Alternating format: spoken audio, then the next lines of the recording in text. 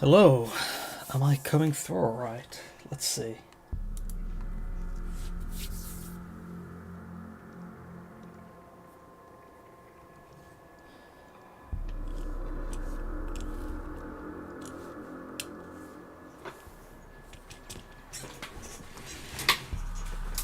Hello, am I coming through alright? Let's see.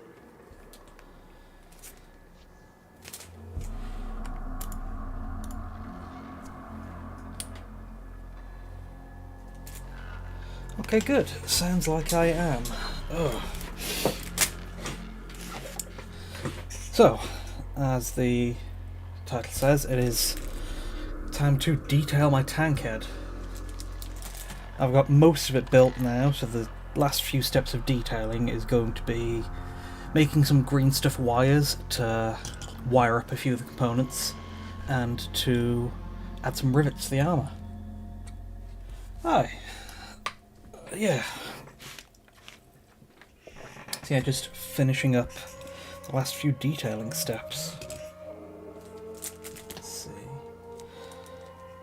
And recently, well, since the last stream I have made some progress just because PC hasn't been in a good enough state to stream, but Tankhead is almost done.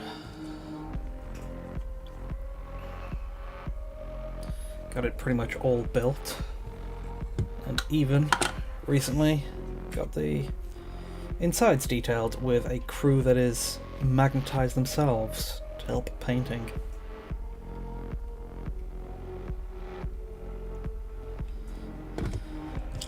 And then just earlier today I've been working on the base, kind of bridge panelled road middle, because that was something like I was working off of some of the art in the Tankhead book. Let's see if I can quickly find it. Yes.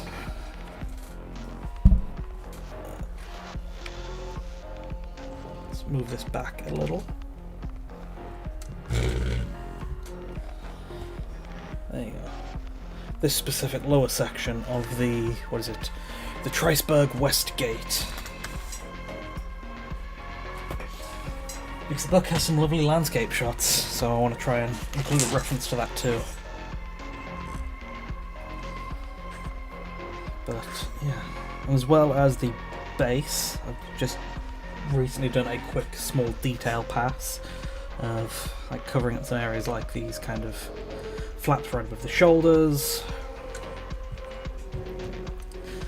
some waist detail so the waist isn't just a 3D printed bit, some bits on the backs of the forearms, bits of the backs of the back of the hand, but might be too small to pick up on camera, but let's see. Okay, yeah. You can see it's like the glue is dried kinda too shiny, so I want to quickly try and smooth that off with some Tamiya sanding sponges. Been using these a bit recently. Got some rougher ones from Green Stuff World, which helped me with smoothing out the edges of the base, and so I'm just going for a higher grit to get a nice finish on the backs of the hands. Let's see, have I got some scissors to cut this up?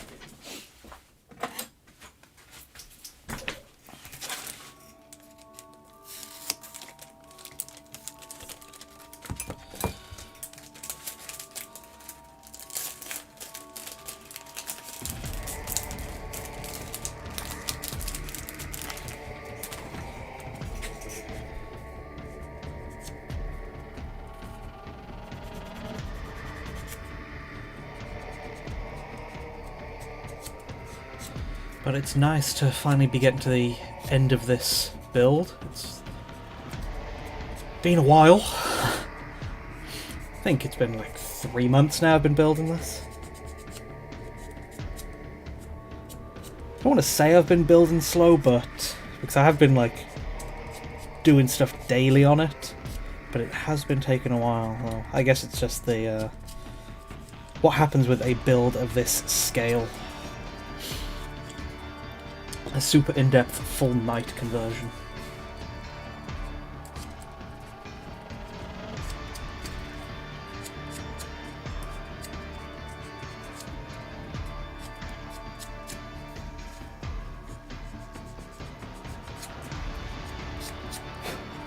But it'll be nice to have it finished.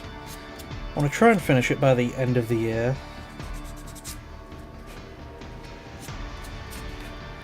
And then maybe even be able to get the video out for the year anniversary of my first Tankhead build video.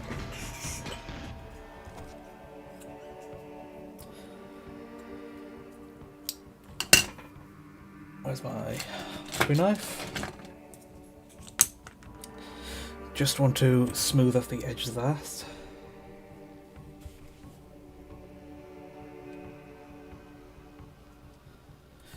Yeah, it's taken a while, but it is a very good build. I don't want to, I don't know, toot my own horn or anything, but it is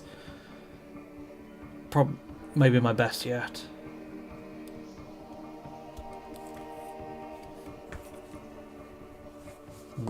Where is it? Panel is a tad loose.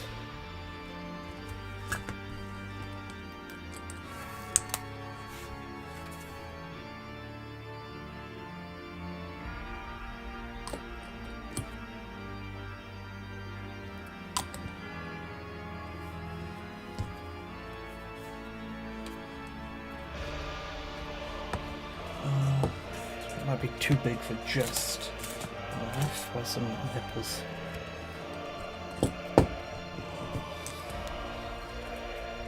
Yeah, then once I've got those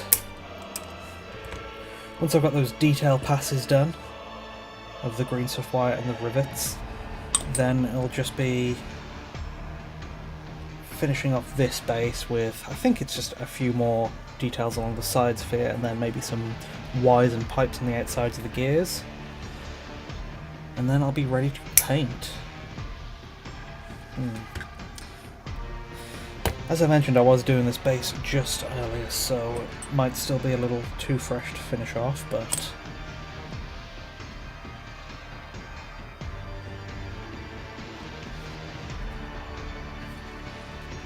put a bit more glue on it, leave it to dry, and then I can come back on it later.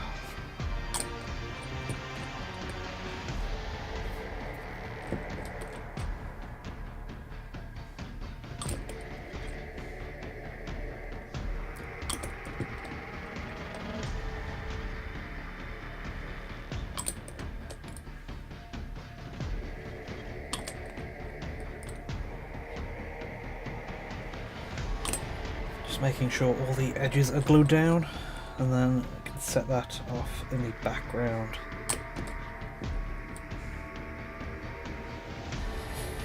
So, what to do first? Green stuff wires or rivets? I think I can probably go back and forth between the two without much hassle, because they are on different parts. The rivets are going to be on the armor panels, which are pretty much all detachable. All but the arms. And then the green stuff wire is going to be a layer of detail on the underneath, on the kind of frame, the skeleton.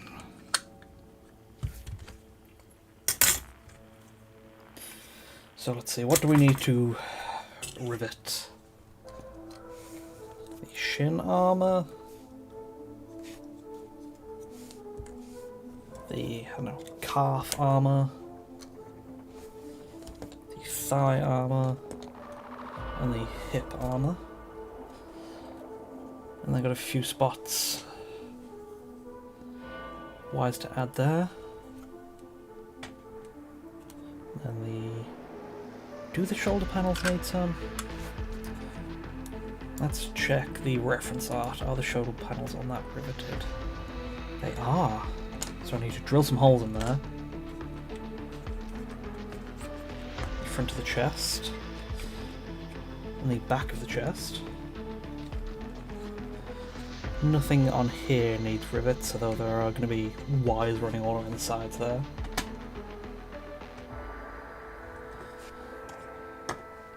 The turret is mostly from the tank, so it doesn't need riveting because the tank parts are already riveted. So I can put that off to the side too, with the crew in there nice. And the arms. Okay, so most of these I've already kind of pre-drilled, which is like the first step of riveting. But yeah, we will rivet first. And the first step is to... well, the way I rivet is I use these 1mm ball bearings. So I start off by finding out where I want to rivet, drilling a very shallow 1mm width, 1mm diameter hole with my hand drill.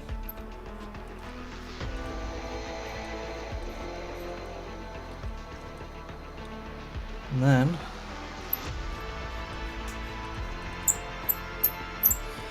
just glue the rivets in.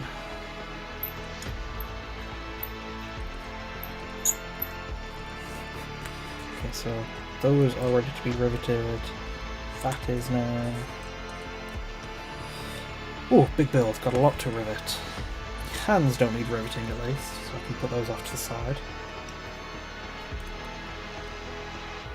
Oh yeah, how is the background music? It is playlist linked in the description from Archotechna, who does some great Mechanica style music. Hopefully it's not too loud or anything.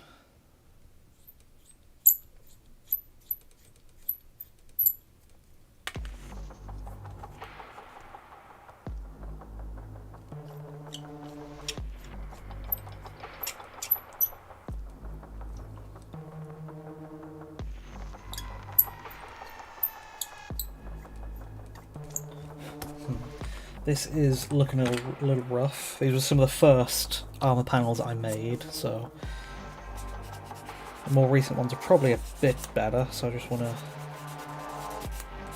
smooth the edges so it's not too rigid. And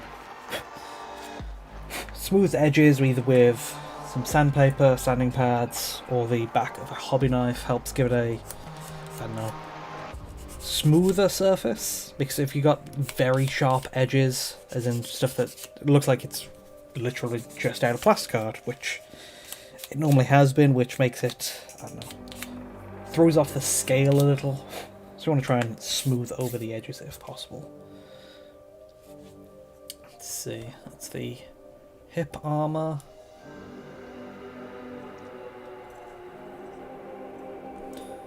That is riveted, well, as the hole's drilled to be riveted, so is the chest. Arms.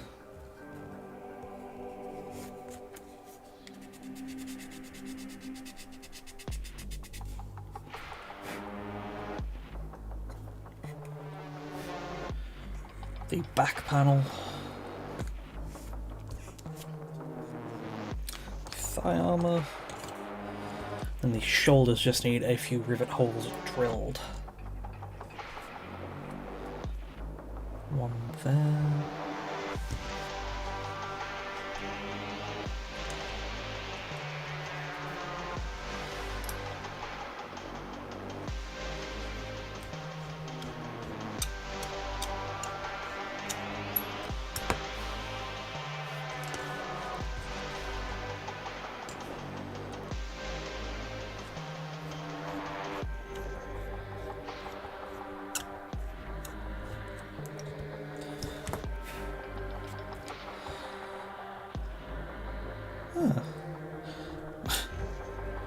That lines up a bit too well, because I drilled some detail holes on the other side, but I just drilled straight through, so I need to, I don't know, glue something in there so the rivet doesn't fall through.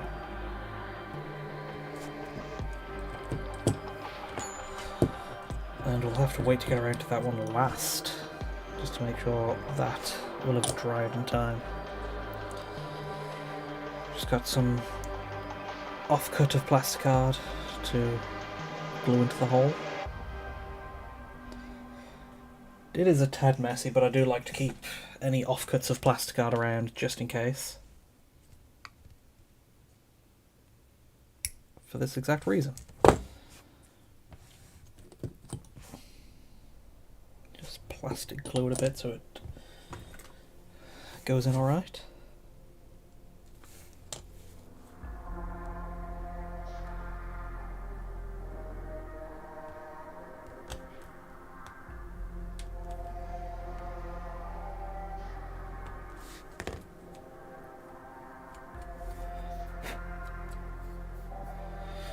Where else on the shoulders needs riveting? On the sides of the handle things? Okay. This is a bit of a delicate area because there is only a thin point of contact where it was glued down, but let's see.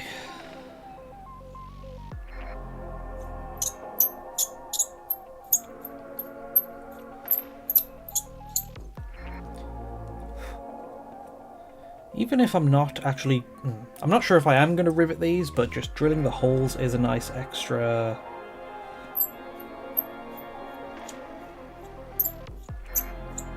Just drilling the holes is a nice extra detail, so the whole thing isn't just flat plasticard.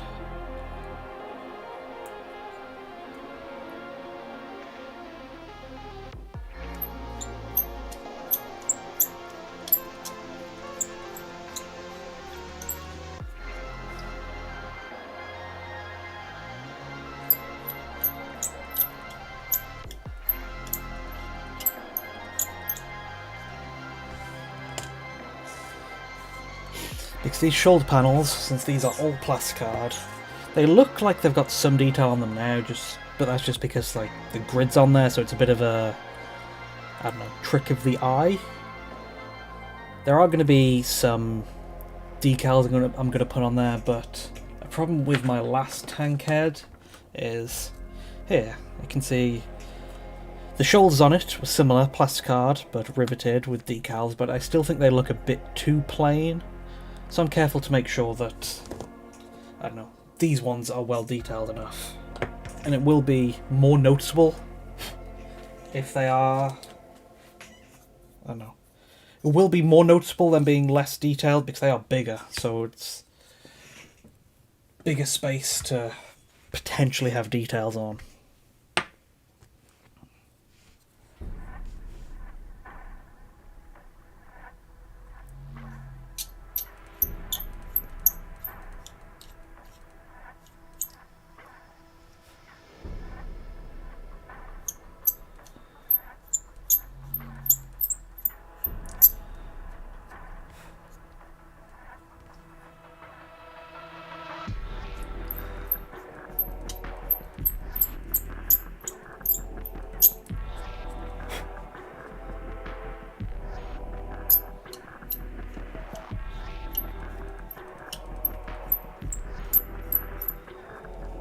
Okay, that should be all the rivet holes drilled. It is a bit of a tedious process because I've got to glue the rivets in and got to be very precise because it's going to be super glue, and normally the super glue bottle is way too big for that level of detail, so there is another extra step in there of, I don't know, finding a more precise way to apply it. So what I normally do is put a bunch of glue on a base, then use something narrow like a toothpick or a paper clip to get a bit of glue from the base to the hole where the rivet should be glued in, and then actually glue the rivet in. So let's get a kind of organised station here. I'm working my way from leg parts down. Well, sorry, leg parts up. And then stuff will go from left to right.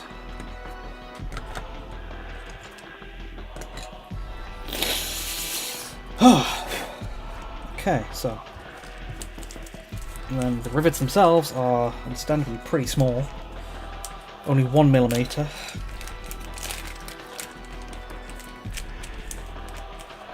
So I've got to be careful with those two, using some tweezers. But even then they still occasionally look a little big. What else have we got?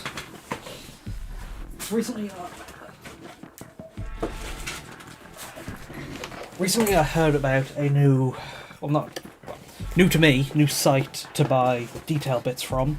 Zinge Industries, Z-I-N-G-E.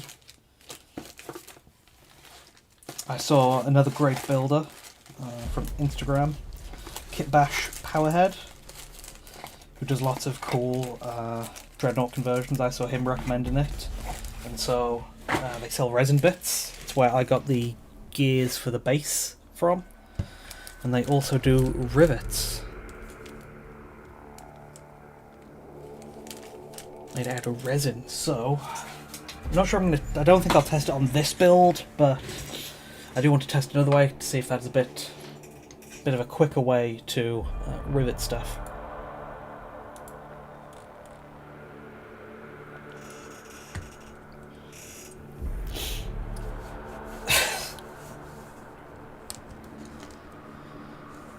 Hi Molly.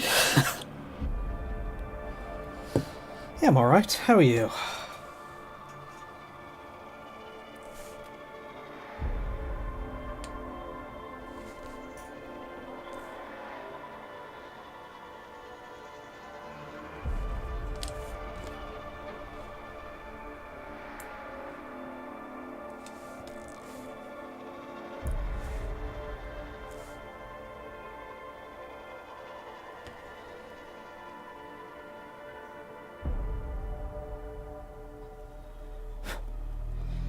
Okay, that looks like it's working pretty well.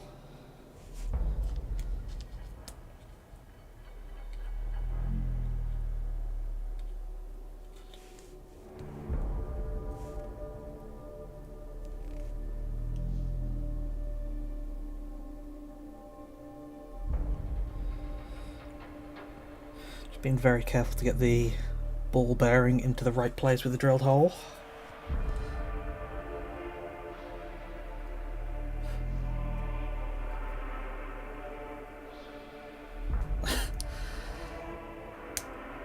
You're at Nan's having lunch.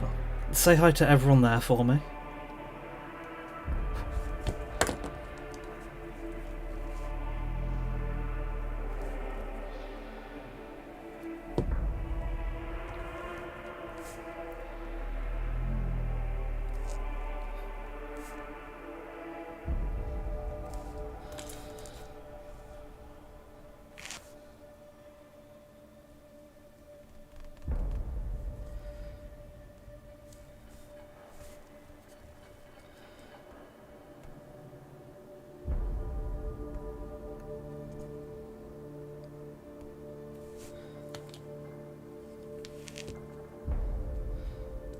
I'm only gluing one or two of the drilled holes at a time, just to make sure it doesn't dry before I get around to it. So I do it in small batches.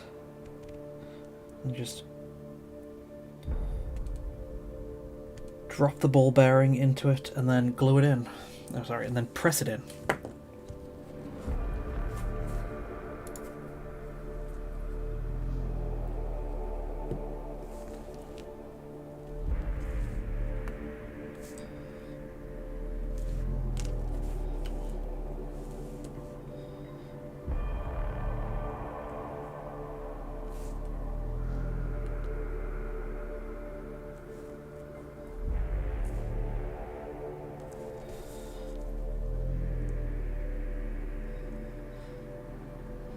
Going back over this,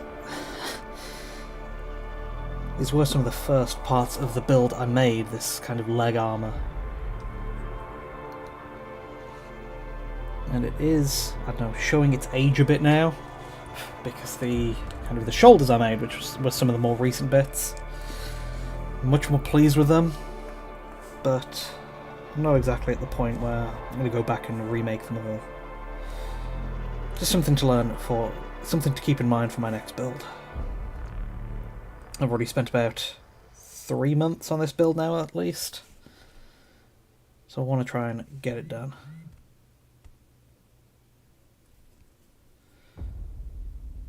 Okay, that is the shin armor riveted.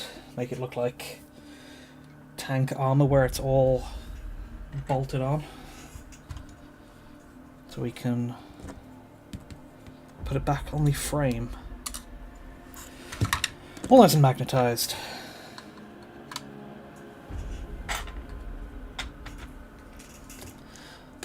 Next one.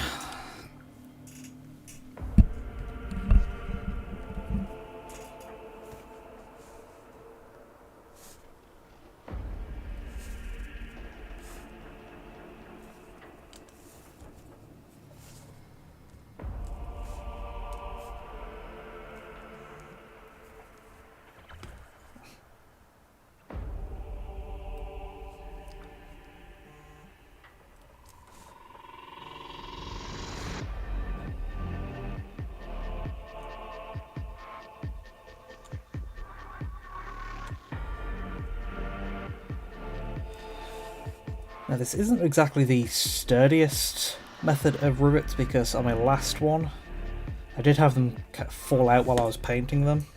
Well, not all of them, just like 1 or 2. So might need to glue them back in later, but I think it's an alright way to detail them for now. I've also seen that Green Stuff World has started selling some Gunpla parts, well, Gunpla detail parts. One of them being rivets, some other handy stuff like fans and vents, which I'm definitely trying to make use out of, because I don't know, copy a lot of Gunpla building stuff for my robots. For example, I've got some similar detail parts from Koto Kobakia. Yeah. Similar stuff where it's just vents and whatnot to glue onto areas to make them more detailed. You get like vents, joints, fans, hatches.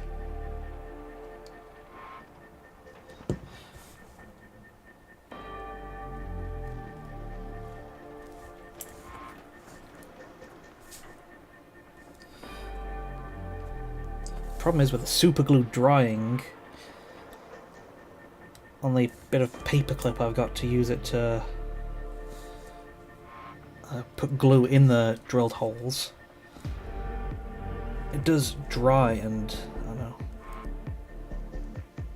get harder to use, so every so often also going to need to, I don't know, de-glue that.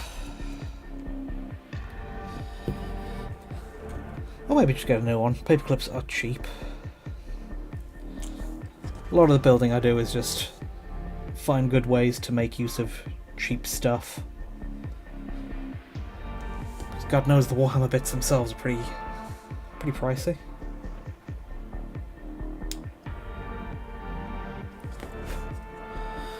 Okay, that is the other leg done.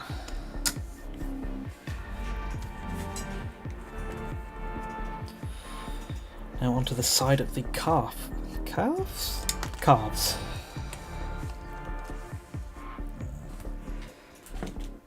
I'll just cut that bit off. Let's just cut that bit off.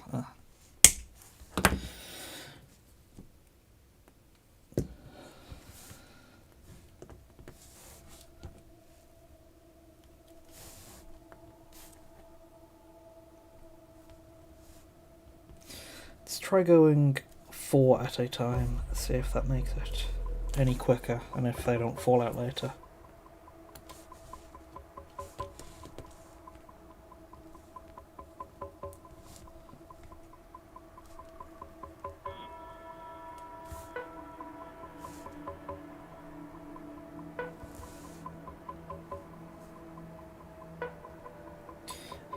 See, I don't know whether it's the ball bearings or my tweezers, but they do seem to be magnetized a little, which is helping. But it is still very easy to drop these, so having a lot spare helps, and I'm definitely going to be finding these all over my room over the next few weeks, probably.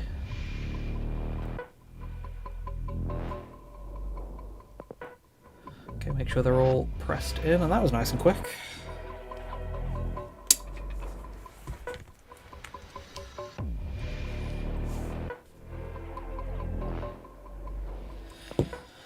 Next one.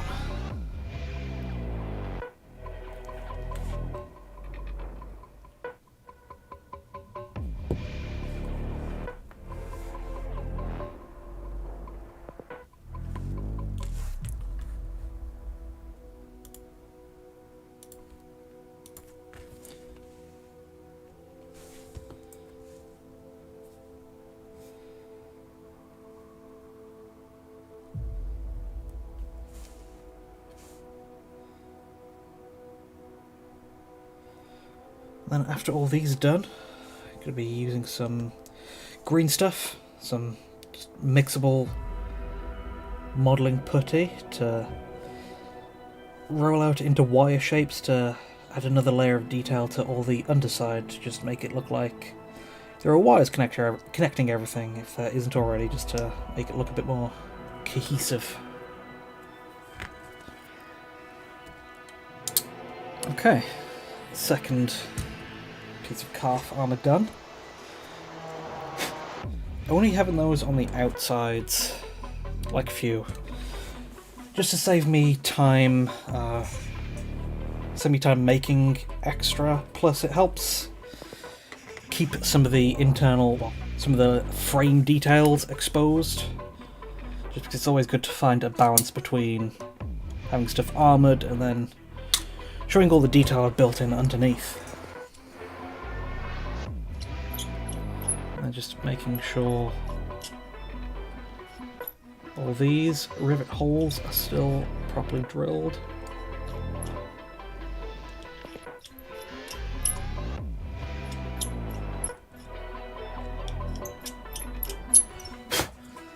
Where's my brush?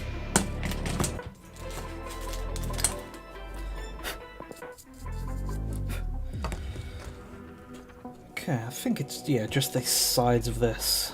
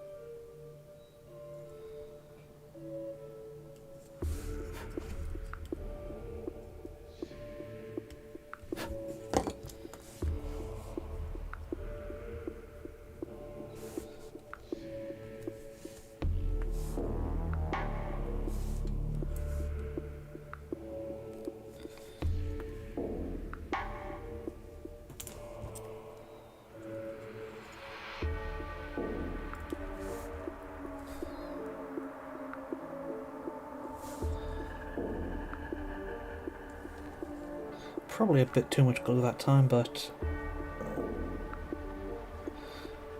we'll see.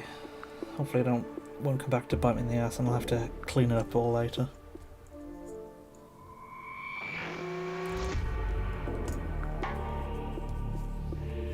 There we go, that's probably not the first, but that's another lost ball bearing for today.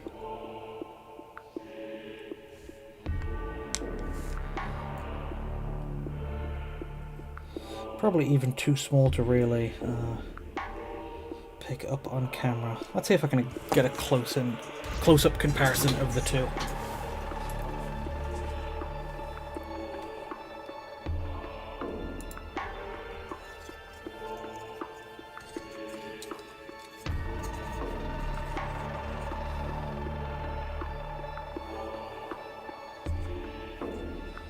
So this is what the piece looks like before riveting, and then this is what it looks like afterwards.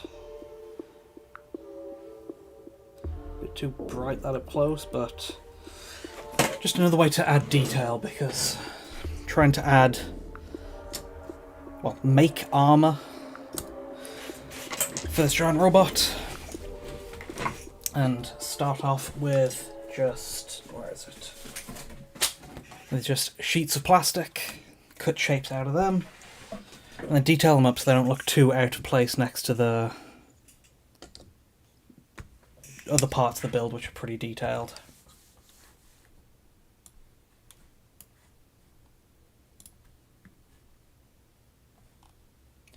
Where is it?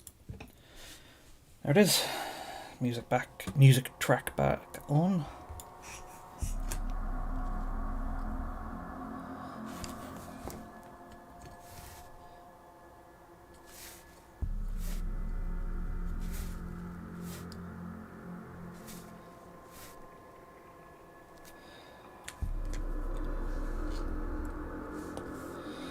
That should be one of the last building steps for this big one.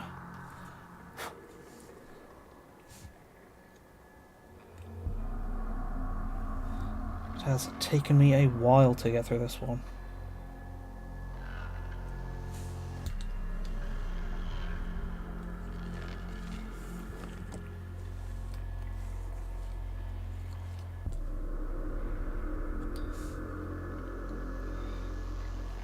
So yeah, this will be my last build for the year, hopefully for the year, if I can wrap it up now.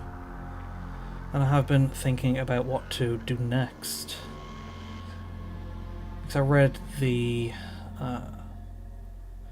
after playing the Space Marine 2 game and the Secret Level animation that's come out, as well as reading Hell's Reach recently, have been wanting to go back to my Black Templars.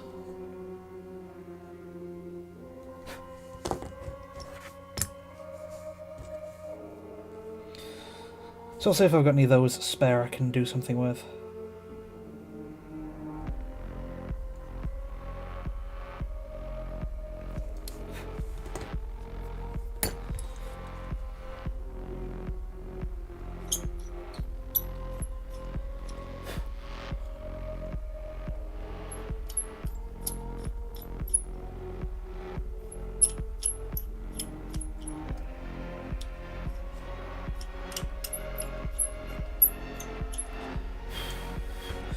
Those holes were a bit too shallow,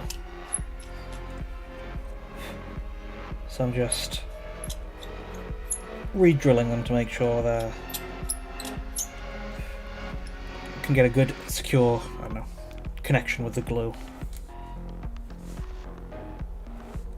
Because normally, it's normally way preferable to use plastic glue where possible, because that just melts the parts together.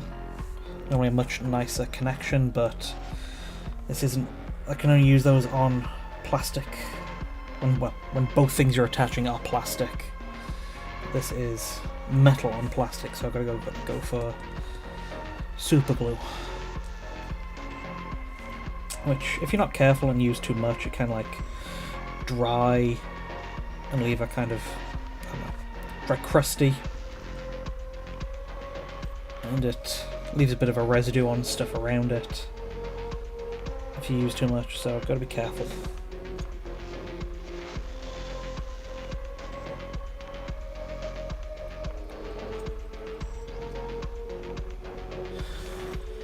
Okay, that was the other piece of the thigh armour done. Hip armour next. 1, 2, 3, 4, 5, 6, 7, 8, 10? Yeah, 10. 6 on the front, 2 on either side.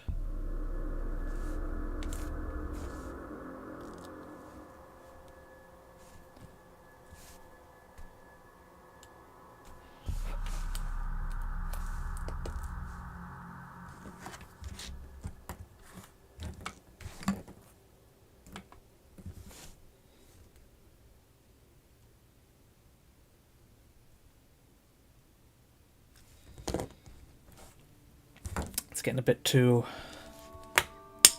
glued up. Let's cut it back to get something narrower again.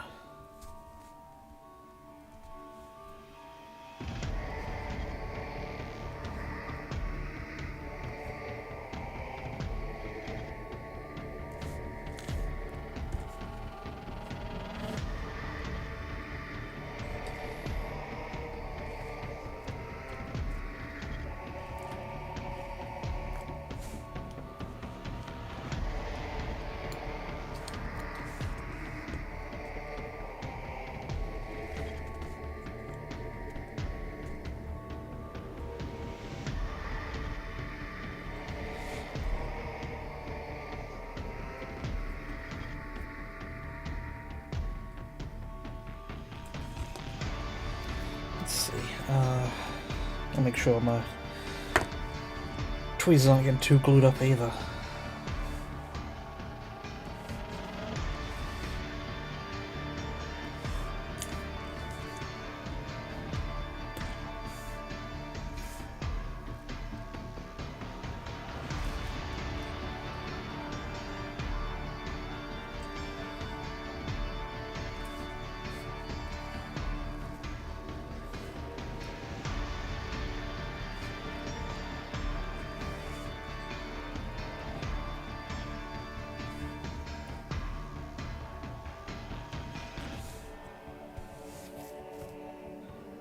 Very awkward position to glue in that one.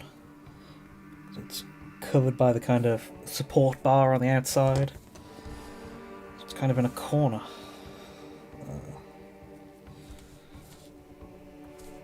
Hopefully that's sturdy enough.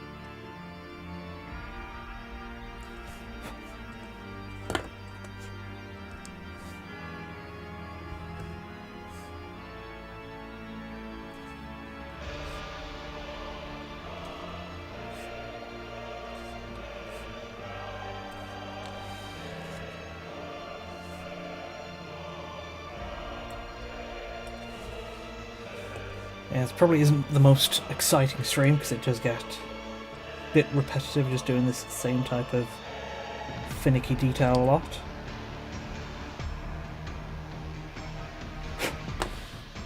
But it's an important part of the build. Oh.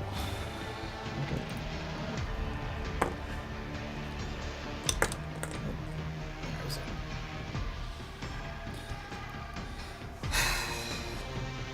Yeah, beads falling out. It happens.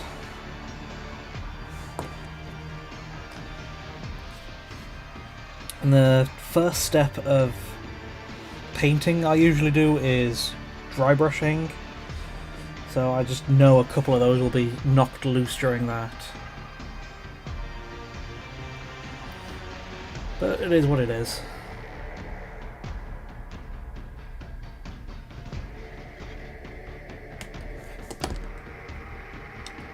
Okay, that's the hip armor done. Got some big chest panels next.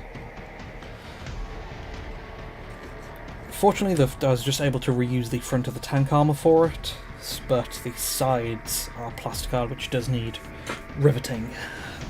How many? 1, 2, 3, 4, 5, 6, 7, 8, 9, 10, 11, 12. That's getting too short. Let's grab another paper plate.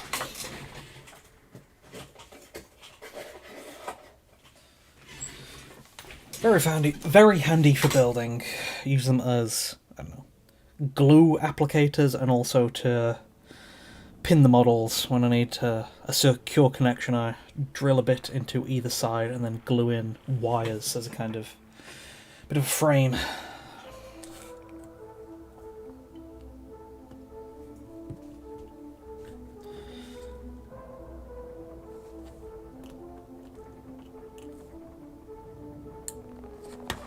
Let's see.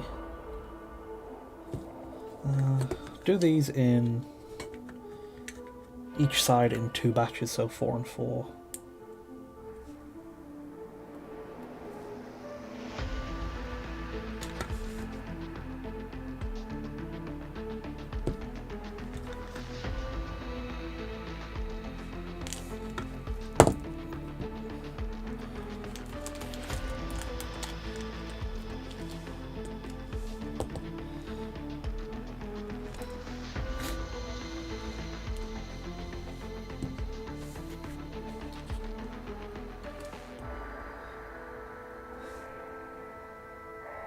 Thanks. It might be a bit, I don't know, grandiose to call this a masterpiece, but it is going to be a very, I don't know, the most work I've put into one of my builds yet. It's one of those ones where, you know, using all my tips and tricks and skills I've used for building stuff so far, and also learning more as I go.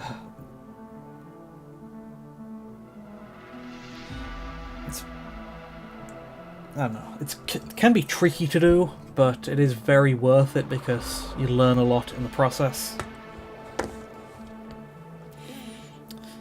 Like, I think the last big one where I went, okay, I'm doing everything I can for this and learning a lot, was my BT, my one inspired by Titanfall 2.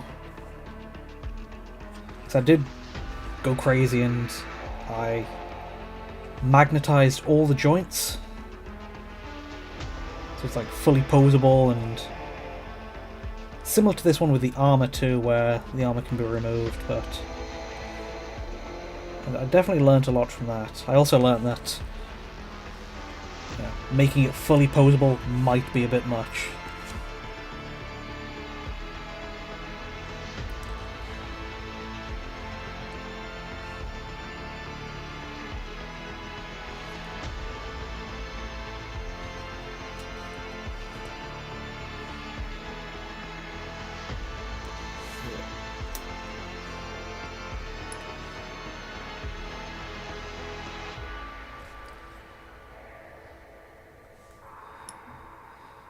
But that is something I do want to work on in some of my future builds, making them, I don't know, given them a bit more exciting poses.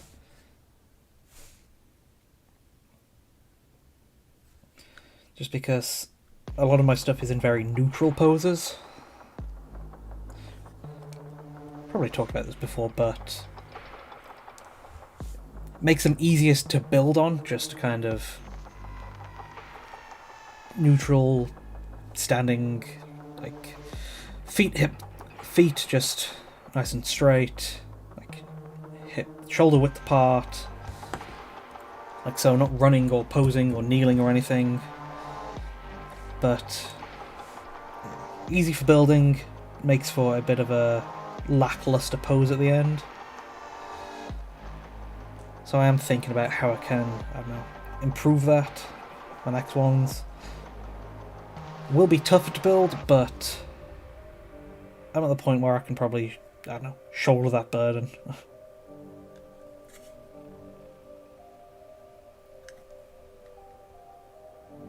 Well, shoulder that burden makes it sound way tougher, just deal with it. Okay, that is that half of the chest.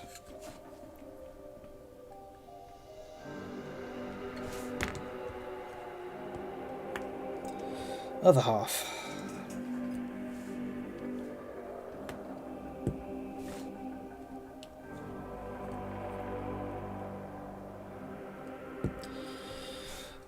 Yeah, from... I don't know. Well, for the last few days on this build, it's been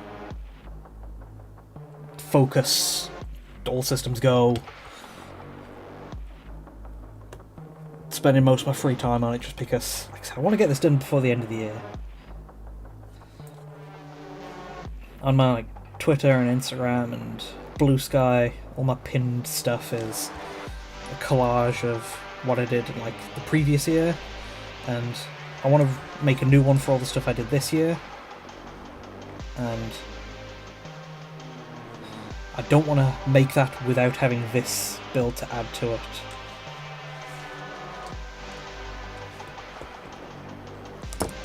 So I want to get this done quick. Well, not quick exactly, I won't be working like non-stop on it. Like that can just, I don't know, lead to burnout and cutting corners, but I'm doing what I can to get this done before the end of the year.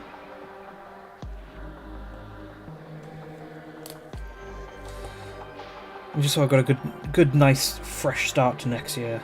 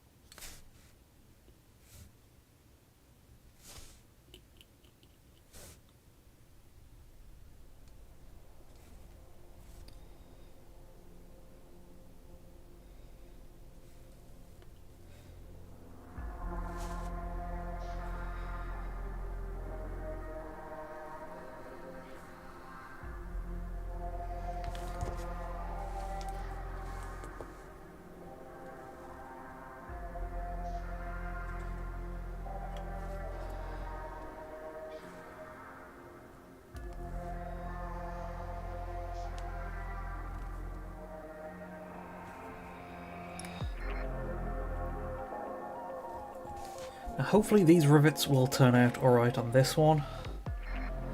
So I remember the ones I used on my last Tankhead. I think they look a little too big. But it's already getting very finicky working with 1mm ball bearings. So I wonder if I could, I don't know, go any smaller with them. See if I can get some like 0.5mm ball bearings. But I'd need to pick up some, a new drill bit for that too.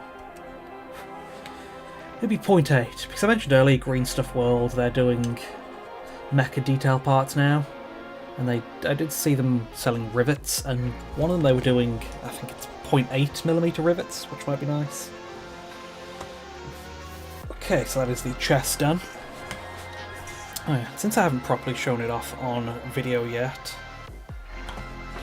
since I did make the insides, here you can see the driver with control panels and driving levers. Got the main gun, which lines up with the gun on the front of here. Got a loader arm holding some ammunition. In the back, got a kind of engineer slash radio comms guy with walkie-talkie and, I don't know, some kind of welding tool, I presume. And then, just to go with him, in the very side, I have got like a kind of control panel that all magnetized to, and in the back you can see some kind of plasma gun pieces, which are a makeshift plasma engine. So that's the inside of this guy. Loader arm.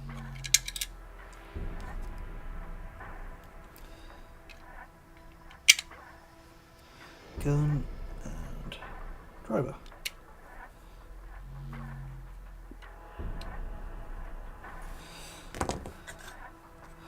And then that now has a front, and I have also magnetized the two weapon options, so Gatling or just cannon.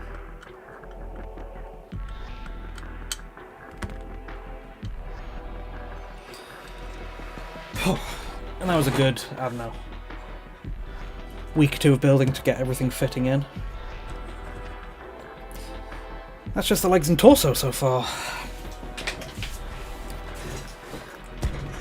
Next up, arms. How many rivets? 1, 2, 3, 4, 5, 6, 7, 8, and 10.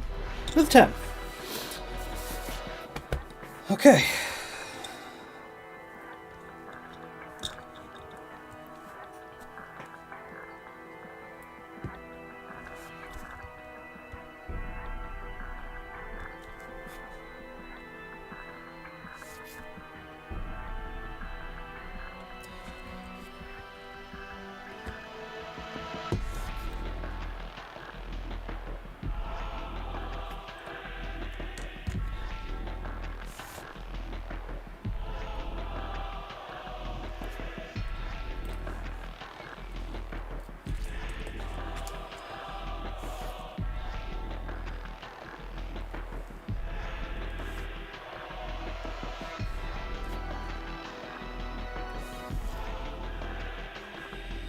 Which side is that? It's one of the sides of the arms. Don't know whether that's inside or outside.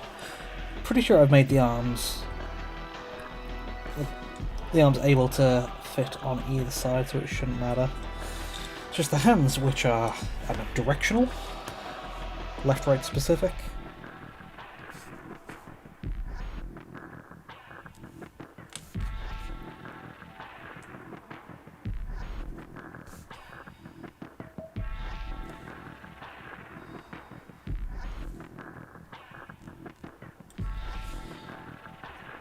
I still do like this piece of detail I've put onto the, I don't know, inner forearm.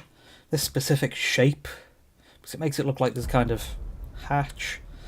So along with the detail I've put like on the poking out the edges of it, like the pistons on the inner side to work as the forearm muscles and other stuff, it makes it look like, oh, here's the hatch you open up to access some specific things. Pretty proud of that section of detail. That can be his left, my right. Actually, no. So I need to do the... Well, if it's his left, so I need to do the outside.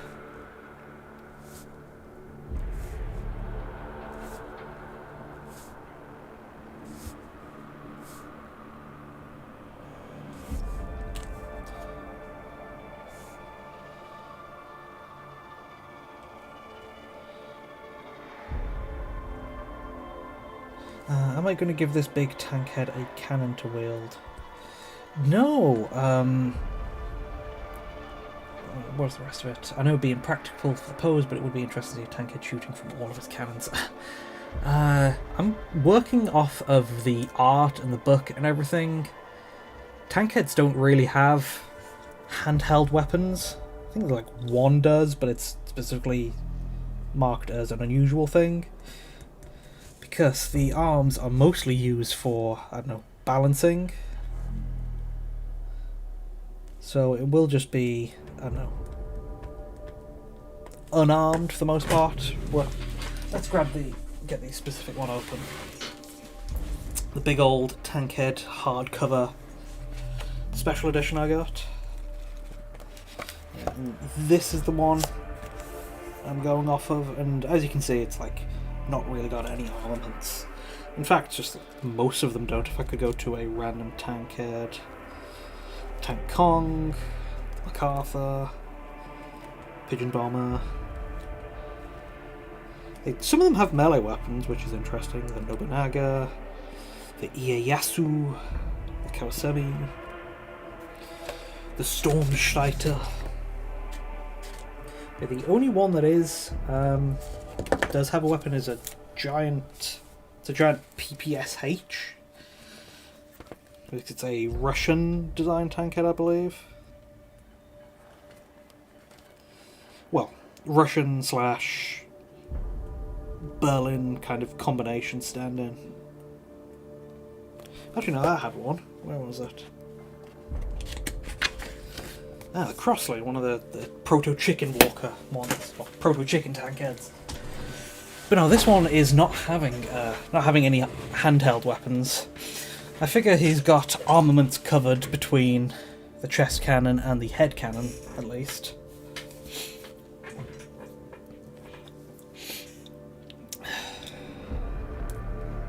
Uh-oh. One of the rivets fell out. But good that it fell out now, while I can still re-glue in some.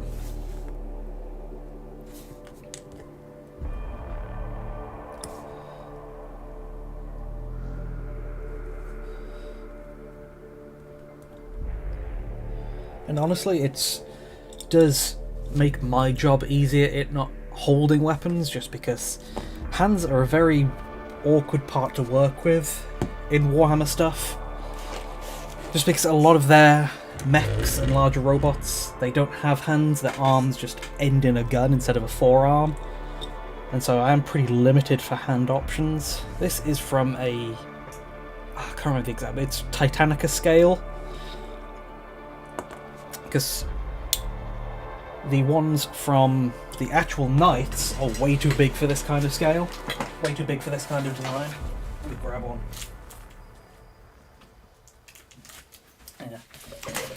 This is what a normal Knight arm that ends in a power fist looks like. And you can see how it really doesn't fit the proportions of this one. So, you can see what I did. I've kept the same upper arm, but I made a whole way longer forearm and used some smaller hands. And so if I had to,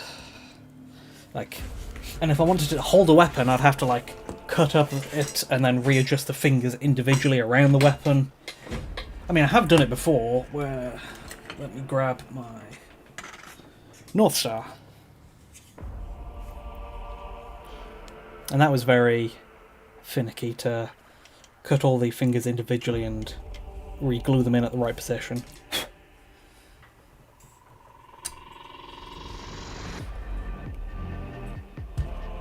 But, oh no. One arm at a time leaves it unbalanced.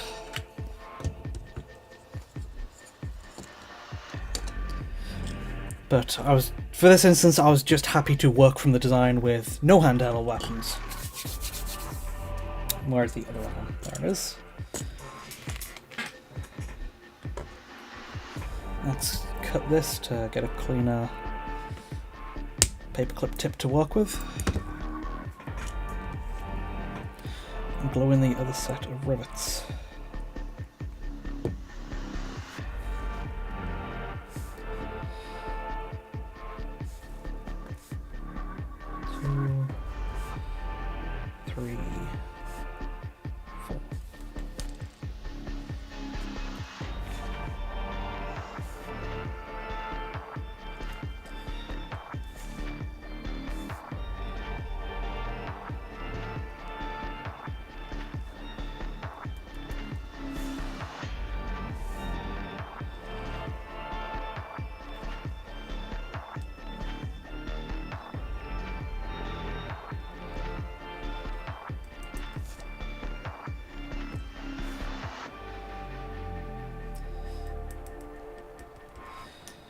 There's the outside.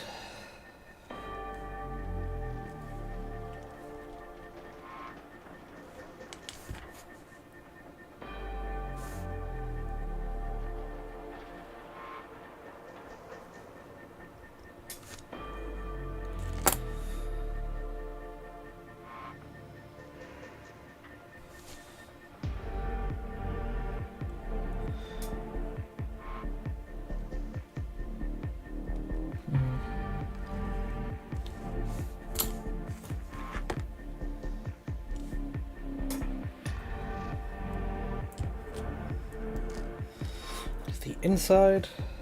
Well, that is the front-facing upper inner arm.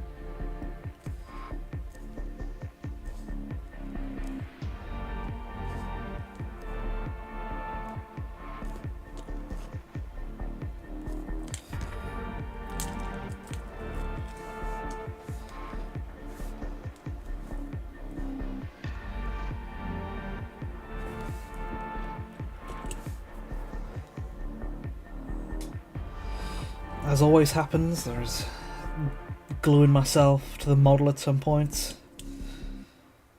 Gotta be careful to not, I don't know, accidentally tear it apart while unattaching myself from it.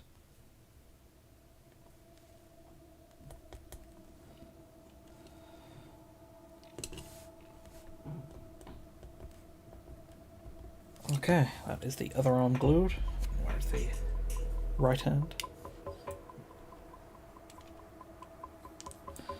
So now I can magnetize those without making them too unsteady.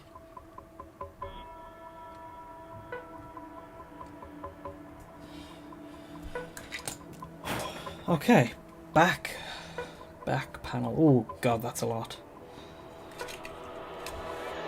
Whew.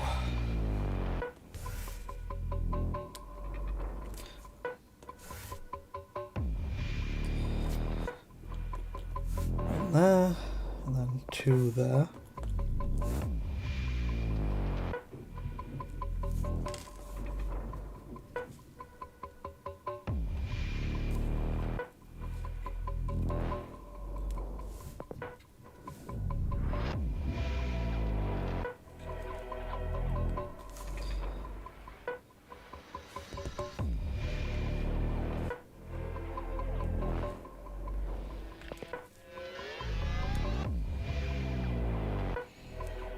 That is a finicky bit because it's right on the edge where two pieces of plastic are glued together. Okay, that works. Then the other side of that.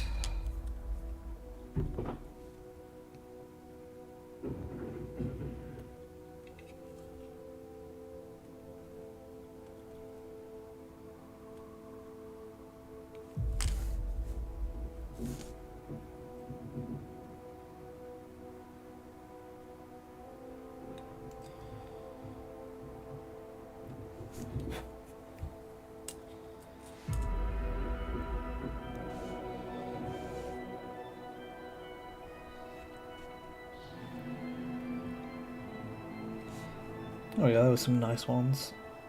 Always like it when it just falls in the right place. Okay, that is the sides and the lower facing part, and then there's the upper facing part. Ooh.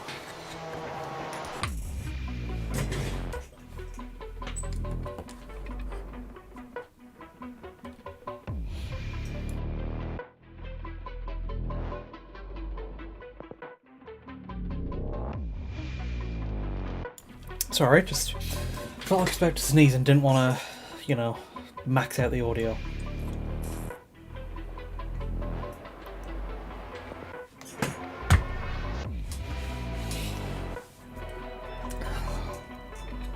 Let's just check they are all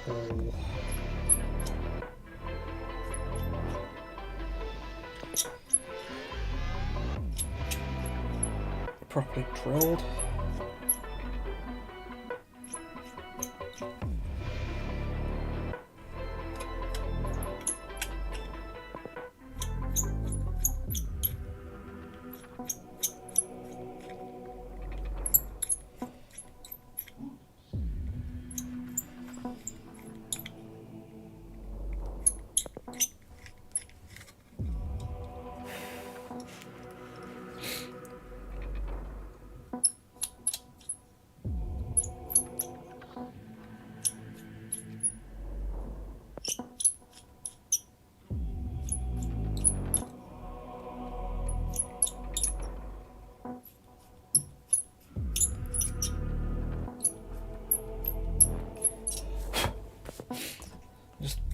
Brush off all the shavings.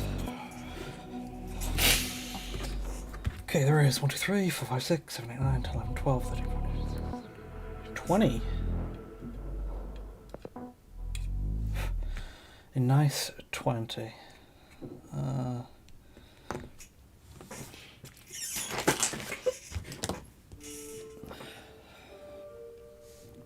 Let's get another precise paperclip end to apply some glue.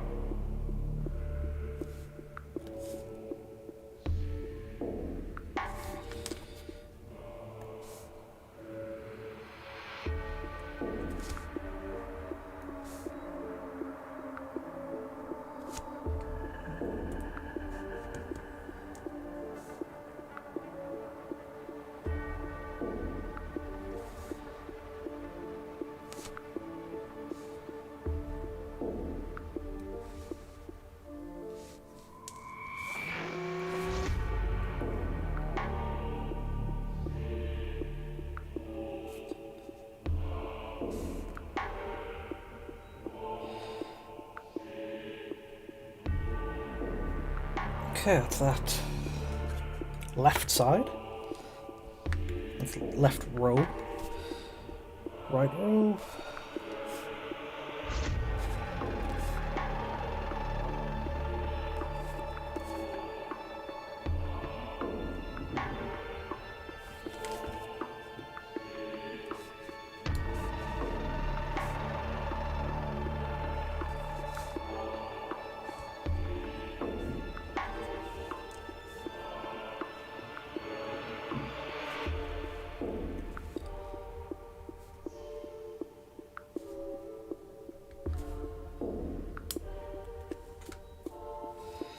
Just heard one plink off, roll off my desk, so I'm sure I'll run into that one later, hopefully.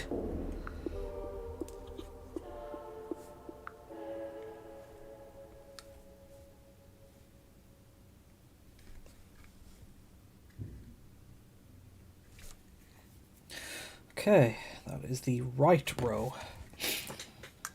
Next up is one's just dotting the back.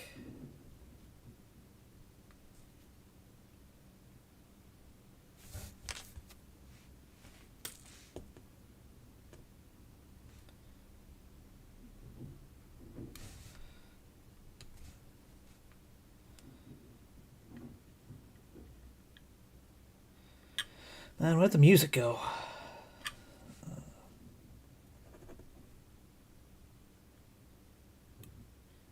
I swear I set it to loop.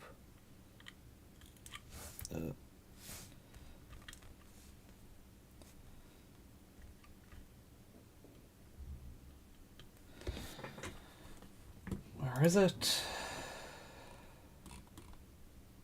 There it is.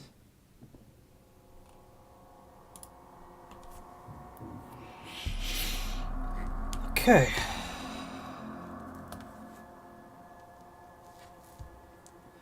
And the last 4 for the back.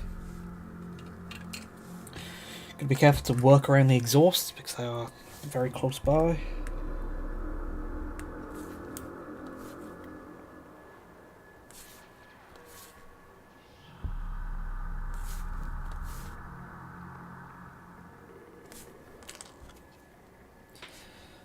Okay.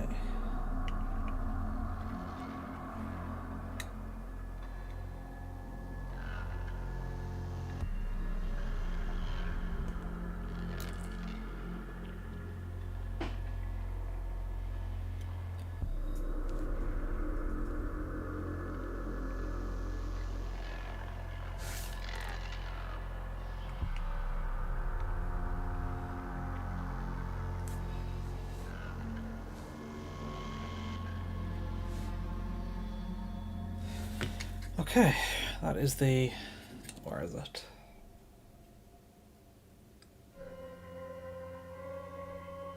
Come on, focus. Oh, where is it?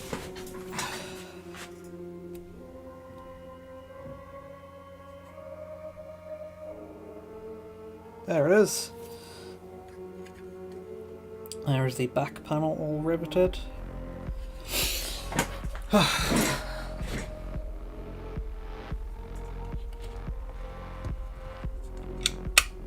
Magnetizes on nice there. Then the shoulder. I'm not sure if there are many to magnetize here.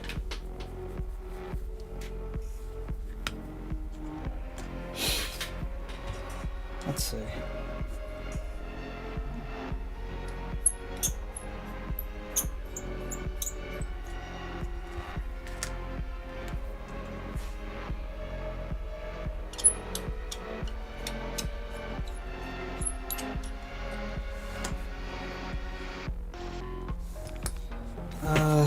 Just the 4?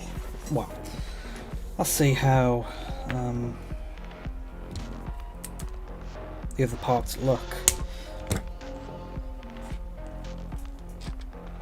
Because as I mentioned, there were some spots I said I might rivet, and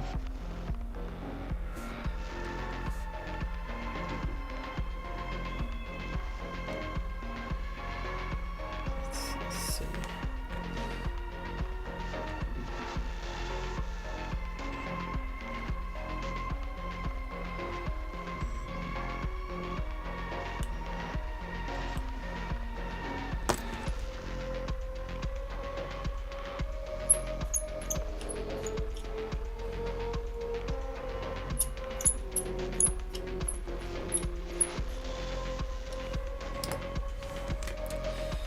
Yeah, fuck it, let's rivet and see how it looks.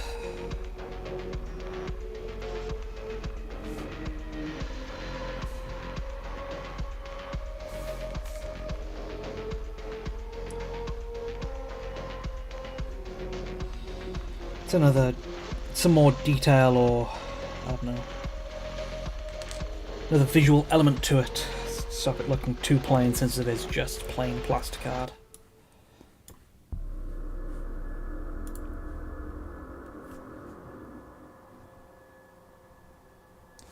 The back side of it too.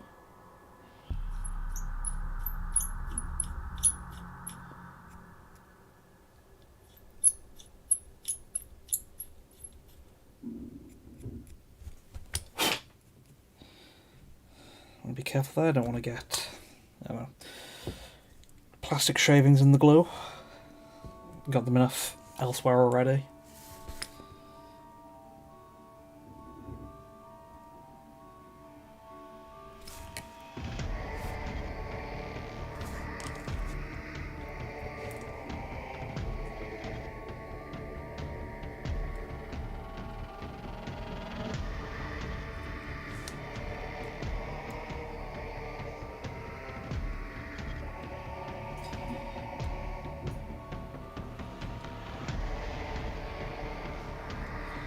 Okay, that is one shoulder panel done. That isn't heavy enough to throw it off balance and knock over the tank head again. So you can just leave that magnetized while glue the other. And that should be the last parts that need riveting. Then I'm going to take a quick break, and then I can get to green stuff wiring.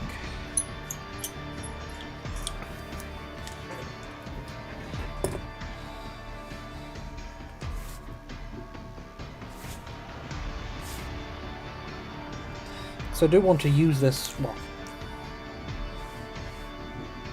since I have detailed it with Skitarii and knights can ally with other Imperial factions, this is likely going to be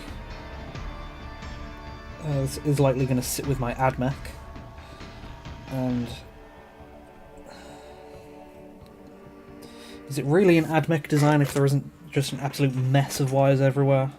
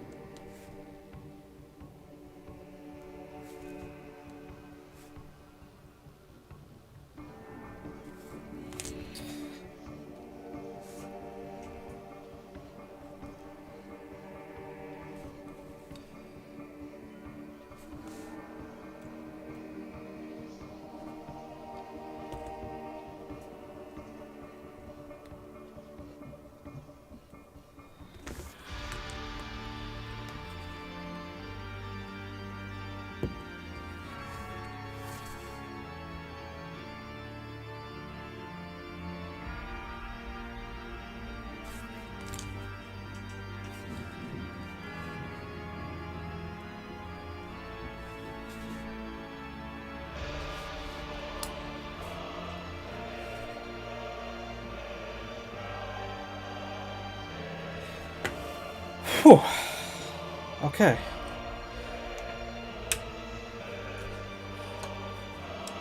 Tankhead is now riveted. Ironically, not very riveting work. But that is a nice extra level of detail added to all the armour, which probably can't pick up on camera now, but it will be in pictures later. Okay, I'm going to take a quick break, and then I'm going to clean up and then get to green stuff wiring.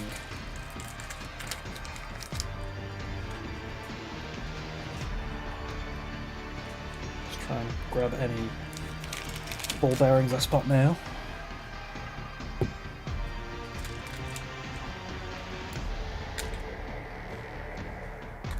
I'm sure I'll be finding more in the days, weeks and months to come.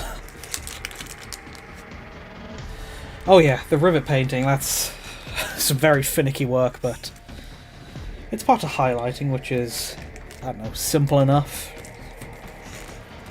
Precise, but not boring, at least. Every time I think I'm done, I spot a new rivet.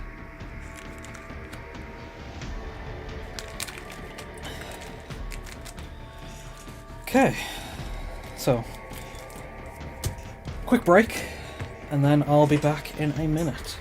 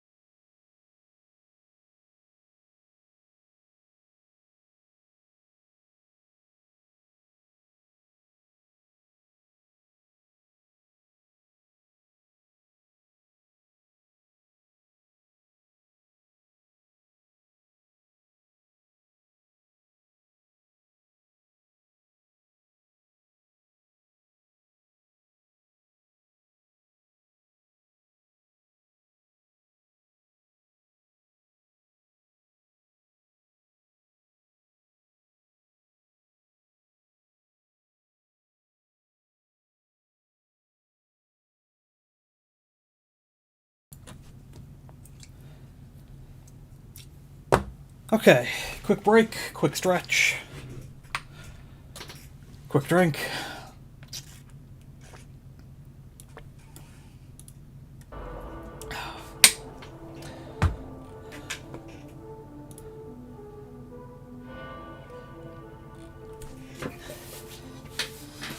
Then it's time to roll up some wire. Now this desk mat has too many cuts, too many bits, and it's too rough. So if I try to roll out any wire there, it will imprint some cut patterns and probably pick up some dirt and plastic bits and probably a ball bearing or two. There's another one. So I need to get a cutting mat out, which is a bit smoother.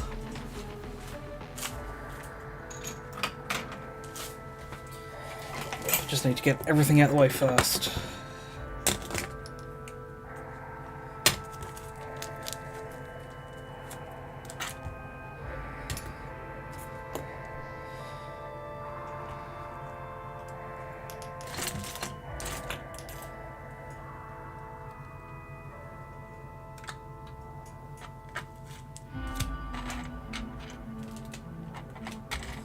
Let's see, it's been an hour and a half.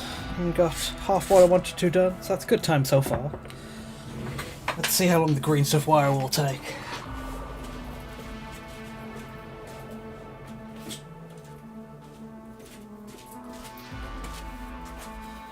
Let's see.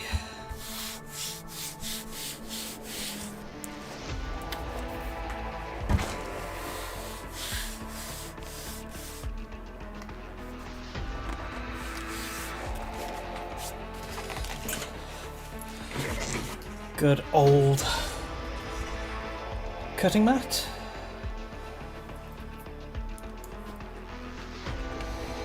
Still got some masking tape from when I last needed to use it. Let's just get that off there. What do I need lines for? What's the painting last? French Crusade? Damn. Can't even remember what I was painting last. Yeah, I spent the last few months building, so it's been a while since I painted. Trench Crusade, or was it my Tech Priests? Either way, I need to get something to wipe this down with.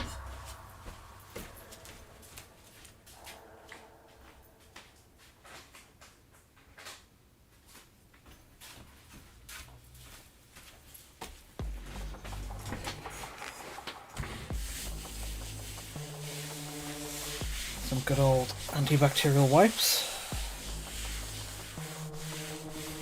Let's see if we can't adjust the lighting a little, because this looks a bit... I don't know.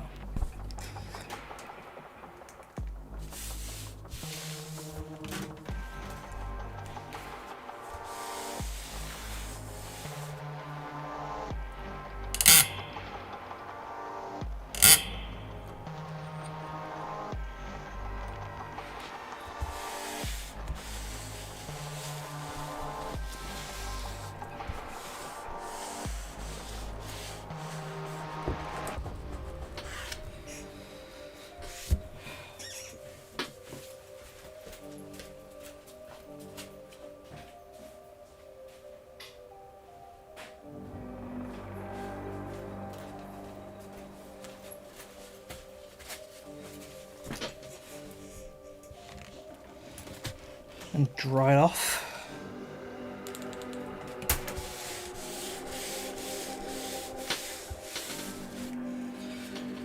The camera may get a little shaky for this part, just because I've got to roll stuff out on my desk. There it is. Some good old paint thinner. Works for some, I don't know, cleaning alcohol in a pinch.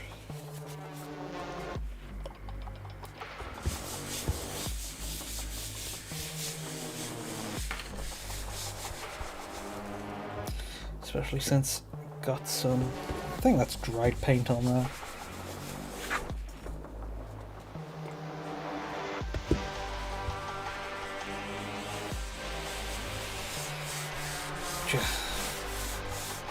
Clean, smooth surface is very important for rolling out green stuff.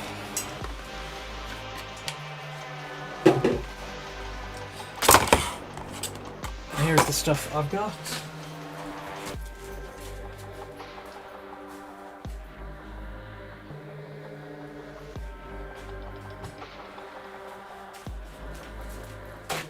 Let's see, what does it say on the tin? It is Gale Force green stuff. basic epoxy. I know you can mostly get it in strips, but I think it's getting the stuff that comes in 2 separate parts is way better. So when it comes in strips and they're touching, that means you get some stuff pre-mixed, so you always get some like hard lumps when you try to mix up a batch. Where is it? There it is. Just a pot of water to dip my fingers in when I'm rolling it out, so it doesn't stick to them. Let's see, it's been a while since I've made some, so my estimations on how much I need might be a little off, but it's always good to make more because they make for some nice base details afterwards.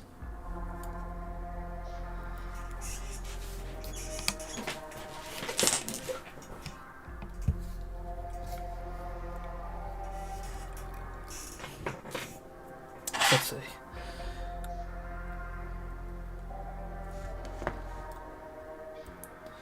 It is pretty tough, or at least it's pretty cold. Just need something to cut it with that I don't mind getting some on.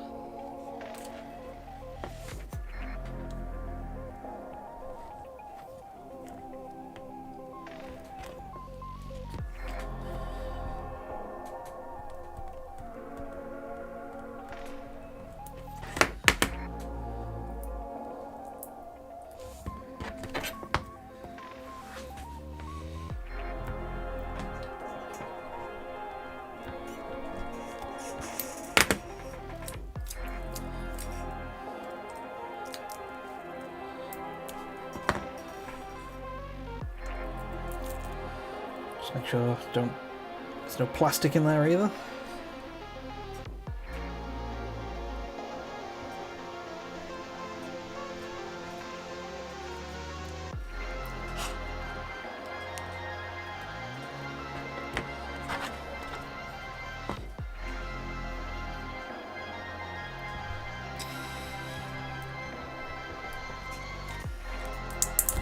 So that roughly equal parts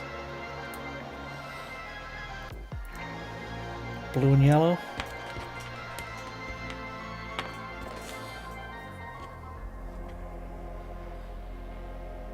Needs a bit more yellow.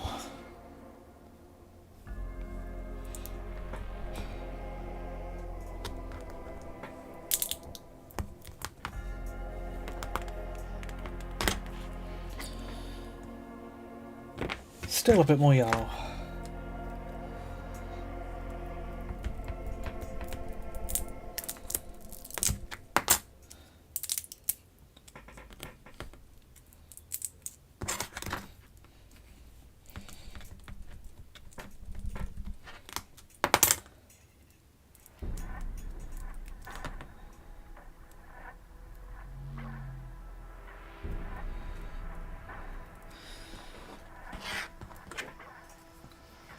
See, I think some the plastic wrapping has got stuck in there too.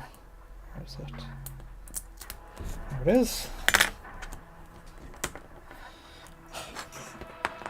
Okay. Time to mix it up. And this is going to suck. Because mixing it in the cold winter means it's always going to be tougher.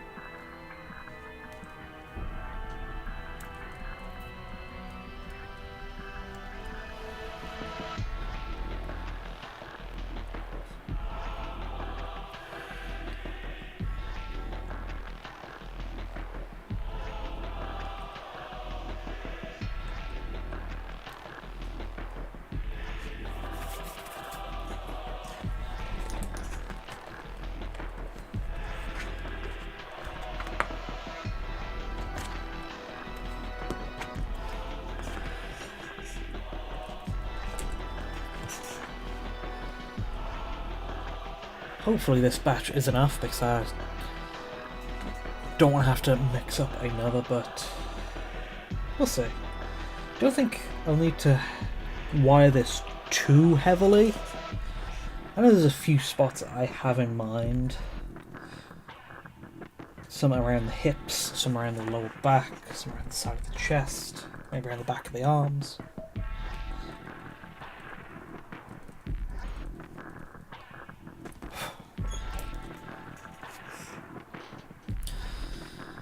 Just mixing this enough until it is one consistent green.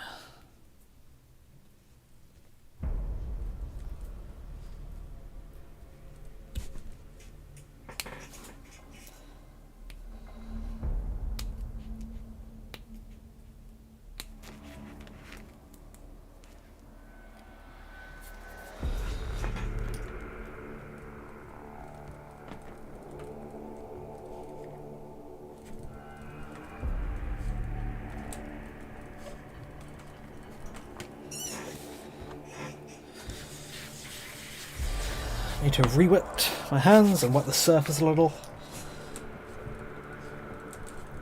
because it does get pretty sticky. Although still better than working with milliput, because milliput leaves, I don't know, kind of chalky residue after you're mixing. So I tend to prefer green stuff, but they both have their own uses. Like green stuff dries softer, so it's better for stuff that's more flexible, like wires. But if you're like doing it over armor or something you want to be able to sand, then you want milliput because it dries more brittle, but it can be sanded. What kind of 3D printer do I have? I don't have a 3D printer. There's a few 3D printed bits I've used in my builds, but it's either I've bought the bits, or there is a local 3D printing service guy I know that I just ask him to, like, hey, can you print these files for me and how much would it be? So I don't have a printer myself. Don't really have the room for it in my current place. Would be nice, and it would be a cool opportunity to learn 3D stuff, but not something I currently got. Okay, now this is mixed well enough. Roll it into small balls.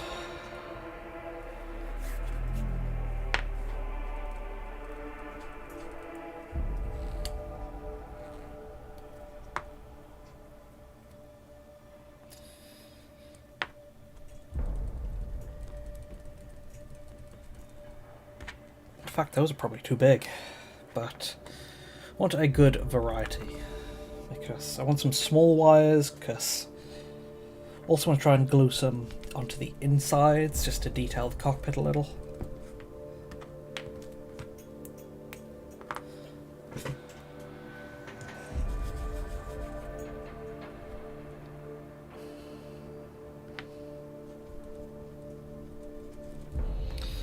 But what do you ask about the 3D printer? You do it yourself, getting into it yourself?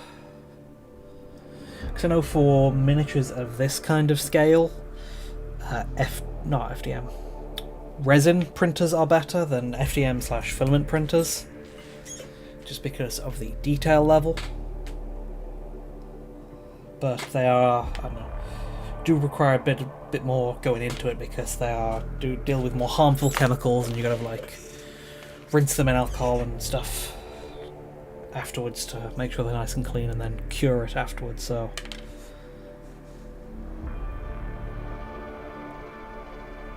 I'm aware of the, I don't know, a lot of the problems that go into 3D printers, which is why I don't actually exactly have one myself yet.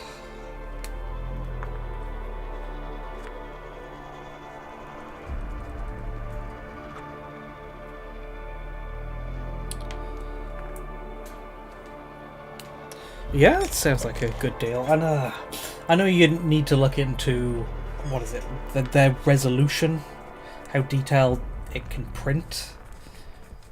because printing for miniatures, like an individual infantry, can get pretty precise, especially with the level of detail Warhammer stuff is. So if you wanted to print some proxies and that kind of thing, then you do need to make sure it's I don't know if it's like 4K or 8K, how they measure it exactly, but it does need to be detailed.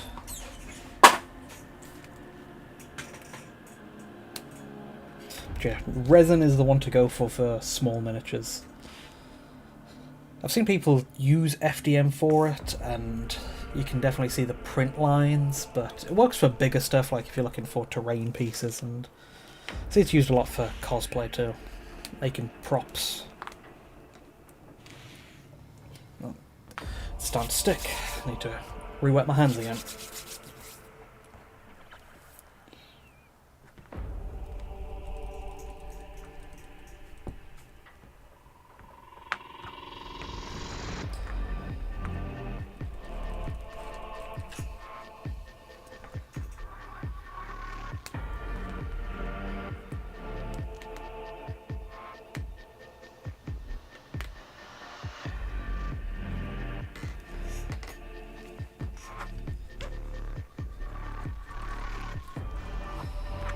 Yeah, this is almost definitely going to be enough wire. Probably too much, but always handy to have leftover stuff.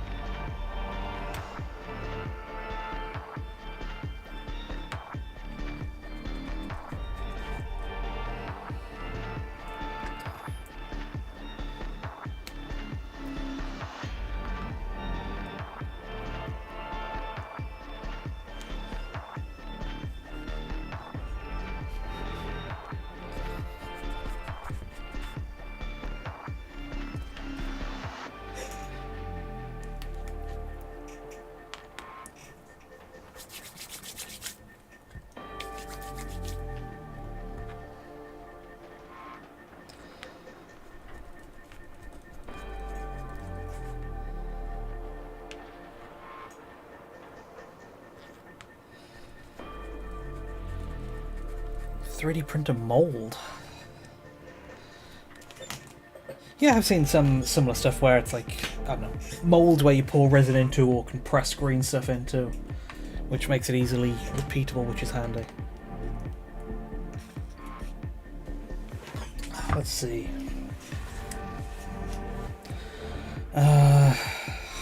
Okay, so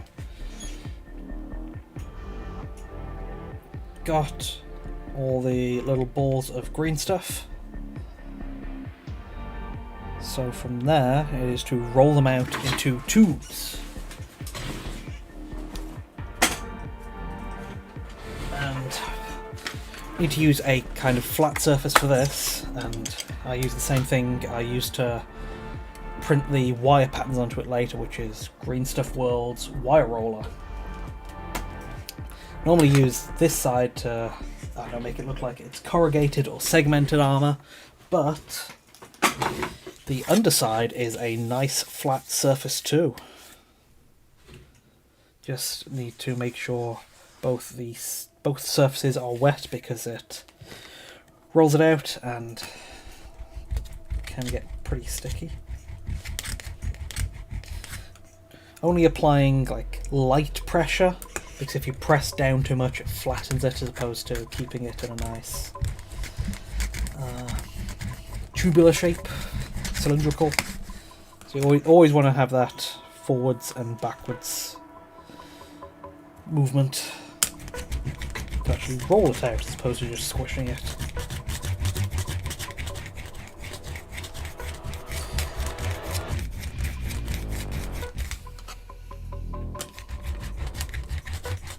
Now this is at the large green stuff wire roll maker, which works better for, I don't know, a mech like my Tankhead of this size, but for infantry and smaller vehicles, and probably for the insides of this, I will grab out the smaller one just because gets more precise patterns on it.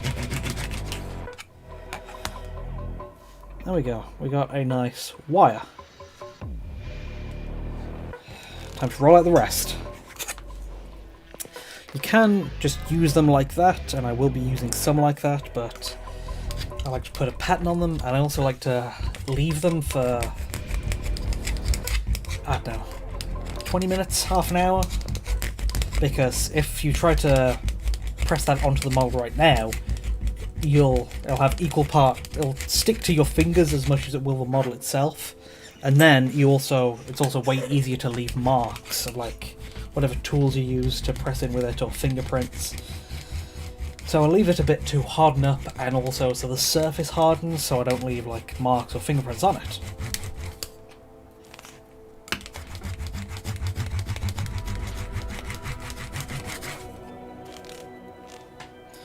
And again, just making sure the surface area where I leave it to dry is wet, so it doesn't stick to the board when I try to grab it later.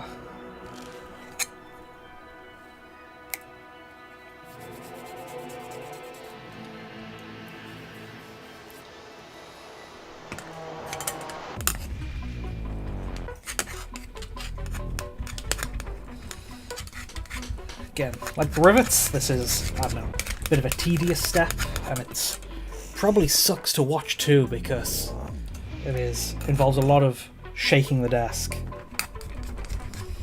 Because I do not have a fancy enough setup to get an independent tripod. I'm just using a very low-tech setup of a phone plugged in, used as a webcam via Droid Cam, and it is attached to my overhead desk lamp using a rubber band. Only the highest tech, most professional setup here.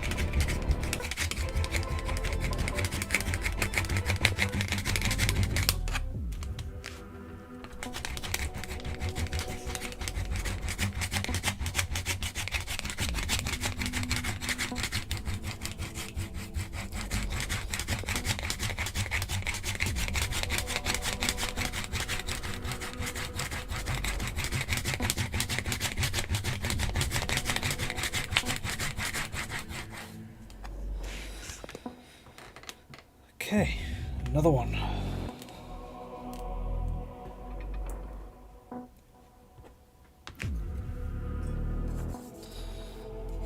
Only about a dozen more to go.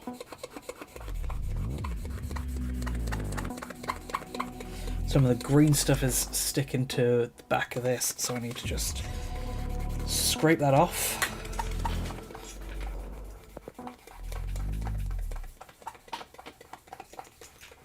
Be back in a second. Just need to try and find something to scrape it off with.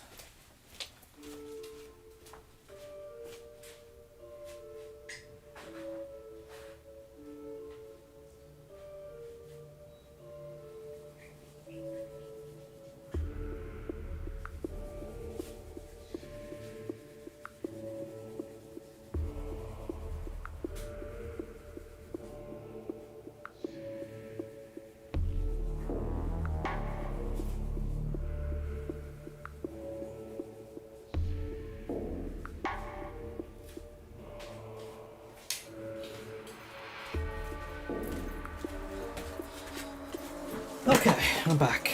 Time to make sure the surfaces are wet and non-stickable. Get back to rolling.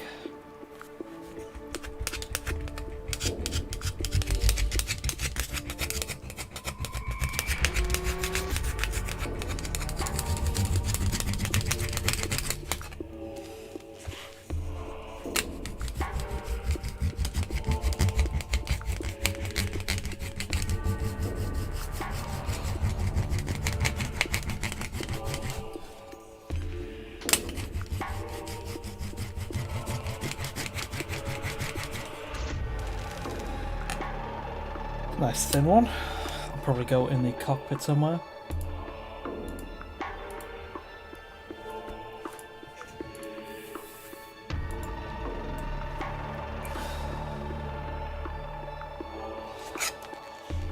Oh boy.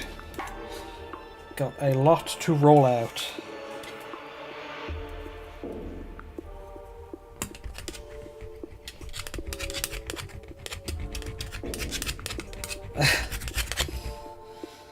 Yeah, exactly, Weapon Falcon. If it works, it works.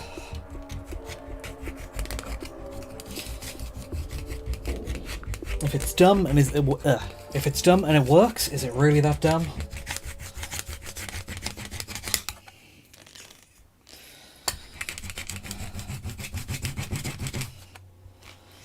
Would like to invest in some, I don't know, nicer stuff for streaming and video making, like a proper tripod and a dedicated camera, but fancy like DSLRs and all the cameras I see recommended on other people's stuff, like Pete the Wargamer and Rogue Hobbies, they're expensive, like a couple hundred at least.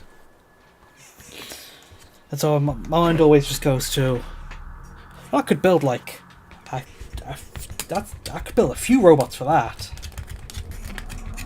That's like multiple projects right there.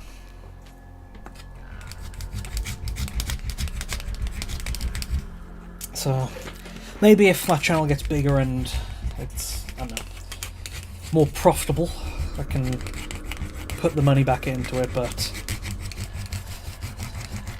it's not exactly paying for itself at this point. Okay.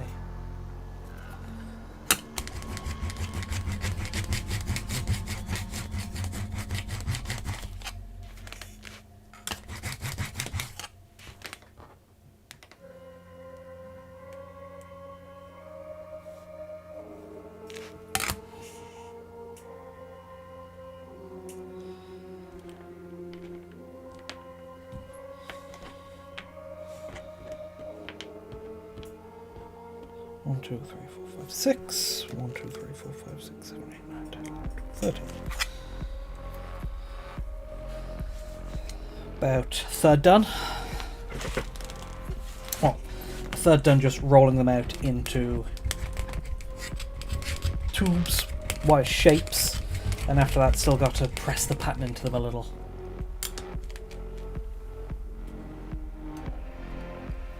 See, is there anything I can do to make camera less shaky?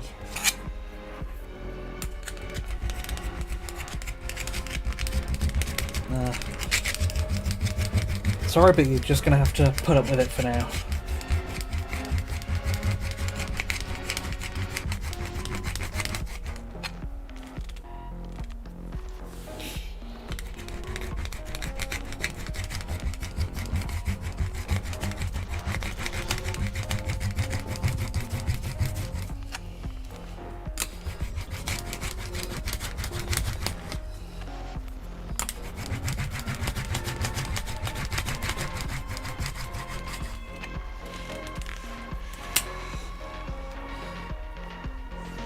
Yeah. In the meantime, any of you guys been making some interesting projects? Any new stuff coming out that's worth picking up? And I've seen a lot of the I've seen the Mechanicum get their Titanicus scale, no, Epic scale, sorry, Legions Imperialis scale stuff, as well as some Dark Mechanicus stuff, which is interesting. Finally getting some molds for them. Although I'm still waiting for some stuff I can actually do stuff with. Because I don't play Legions Imperialis. Wonder if there's anything of their kind of, I don't know, weird spidery walkers I can get and use some parts for. Ooh, J-Dog, you've been working on your biggest project. What is it? What is it? Biggest project? What is it? Also big night scale? Or is it just kind of the big project as in complicated and in-depth?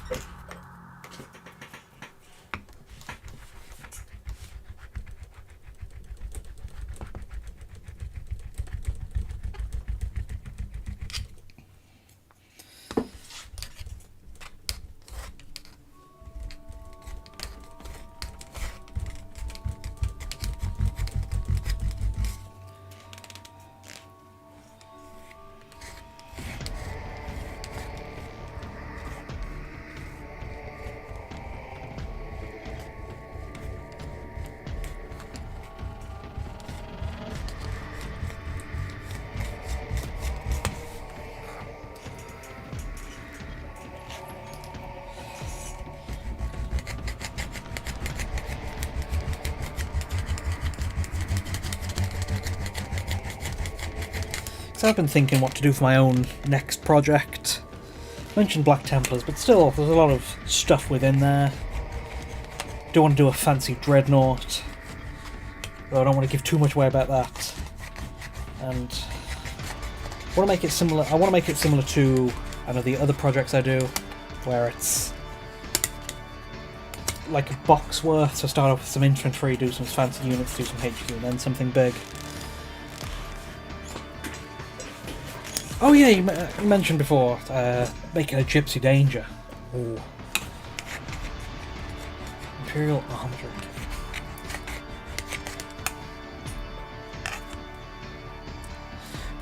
Gypsy Danger seems something that wouldn't be too... well... I have some parts in mind when you say that, where it's like, oh yeah, the big chest turbine, it's a good thing you can source from a few different places.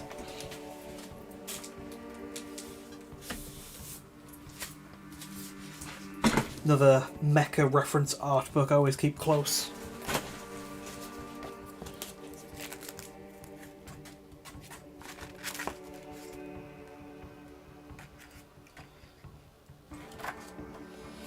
Where is it?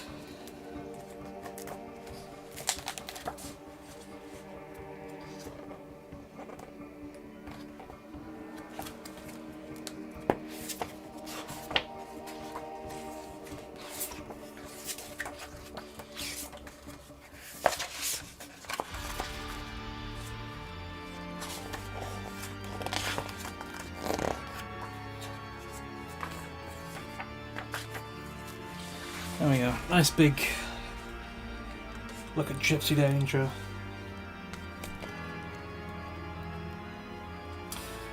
Gypsy Danger is a broad-shouldered gunslinger who swaggers into combat like a prize fighter.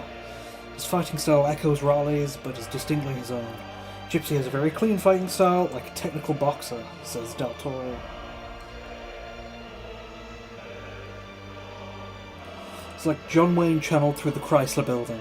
And when he draws his I-19 plasma cast particle dispersal cannon, he's like a Western gunslinger drawing his Colt.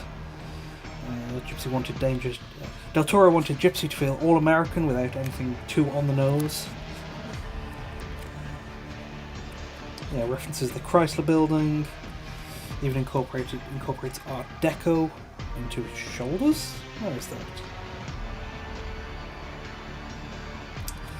The number on the Jaeger's shoulders evoke a college tailback. Its blue colour coding, fading airplane insignia and nose art are inherited from the Navy's World War II Corsair fighter. Different kind of fighter inspired Gypsy's face. Man? Photo of UFC welterweight champ Georges St. Pierre. But yeah, there's some Gypsy Danger from the art book.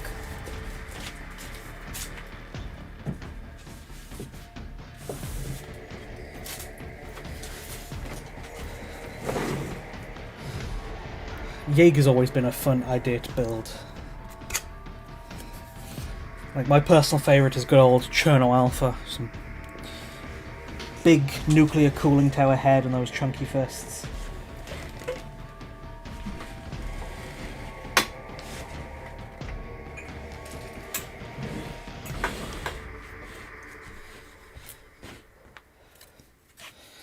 So, you say you're using an armiger. Got any other kits you're drawing from kit bashing wise? Like some... I can see some of the armiger stuff working, like the big round shoulder pads, but I don't know, may need to draw into Titanicus bits for other of those big rounded armor panels.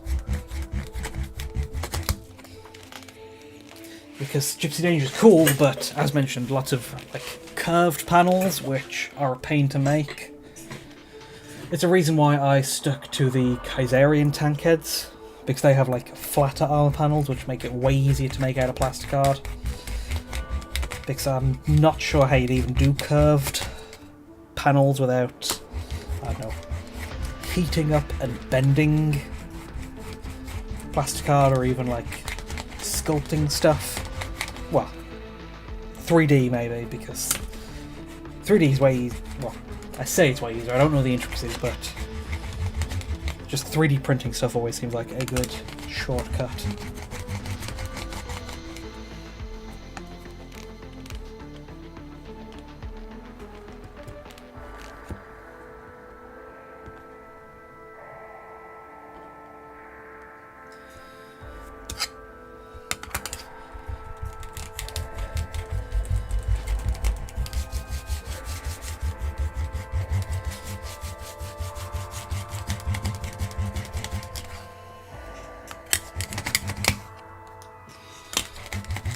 Damn. Been 2 hours streaming already. Let's load up a different song just for some variety's sake. Where is it?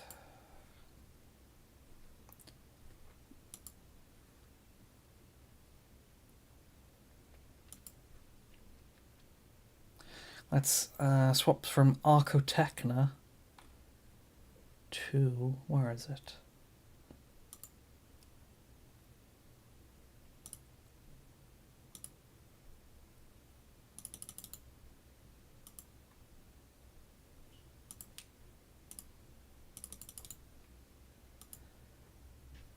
And free chocolate. Never mind the ad.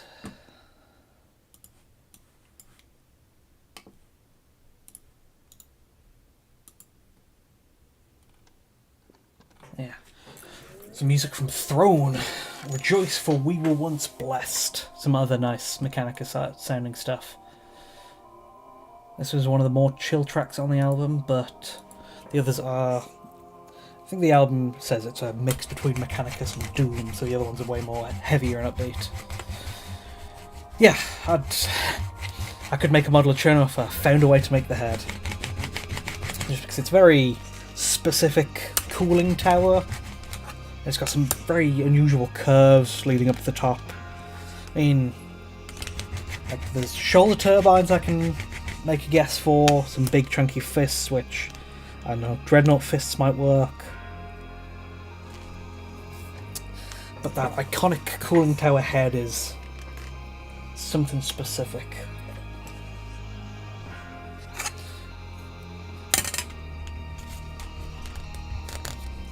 It's when choosing a project like that, you gotta break down what like the most important elements of the design are, and if you can get them right, because that's what makes it like recognizable as a thing. Like for Gypsy Danger, I'd say it's like the big turbine chest, the head, and like the big bulky shoulders. And they don't seem too tricky to get right. There's some other nice stuff that you could do, like the forearm swords or the hands that turn into plasma guns. But for iconic parts of the luck, it is that kind of head, turbine chest, and shoulders. Keep bashing an old second-hand impulsor with an outrider intercessor. It's like into a diorama. Ooh, something like a repairing. Always love like mech bays, hangars, repairing stuff.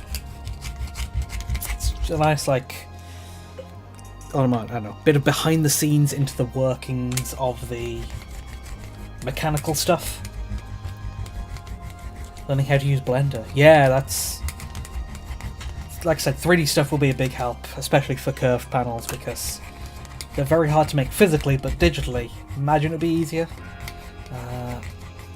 But as for the repair bay, already moved the damage seat, the large one, and have some spare canes used as repairers. Suggestions for a repairing bay? You've got the repairers. There's some Mechanicus terrain which has like cranes and stuff which you could use to hang stuff up. To have to like, you know, make it look like it is like a garage if it's like a kind of repair bay. Just look to like real world examples of equivalent stuff. Like in garage they always have stands, I don't know the exact name of them, but like things to raise the cars so you can look underneath them, like they clamp onto the wheels. So you can see if you can find some equivalent to that, just to hold incomplete vehicles up. And just other vehicles in various states of disrepair or construction. Like if you got leftover bits from other builds, that's like the perfect opportunity to just throw them in there half assembled, because it's appropriate for them to be half assembled there. Or just have leftover bits lying around. You could have a Tech Priest engine seer going like just walking around, because that's what they're for.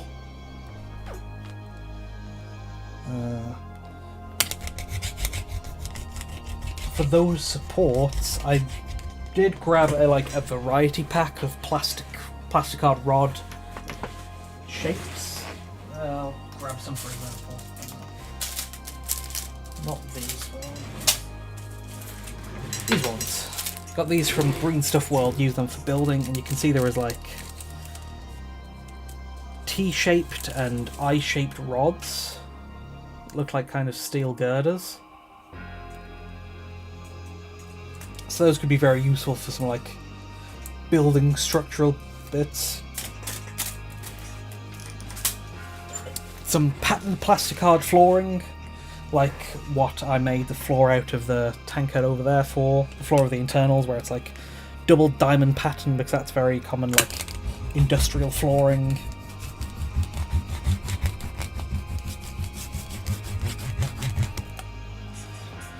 There's a few different specific ways you could take it.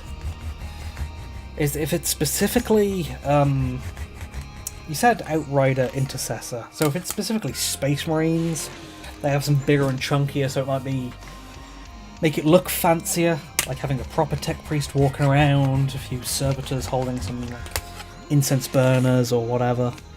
Or if it's, since you said you got Cadians, you could make it more humanoid and have it like lower tech and dirtier and grungier.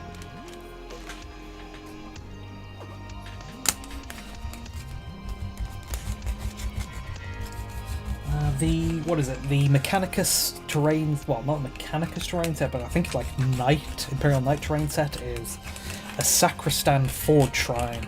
That comes with a lot of great, I don't know, vehicle repair bay type parts. There's a toolbox there, it looks like, I think it's a welding arm. There is a skull head with some nice claws. That's what I used for a previous, I don't know, repair bay build of mine for a mech. And so I recommend that terrain.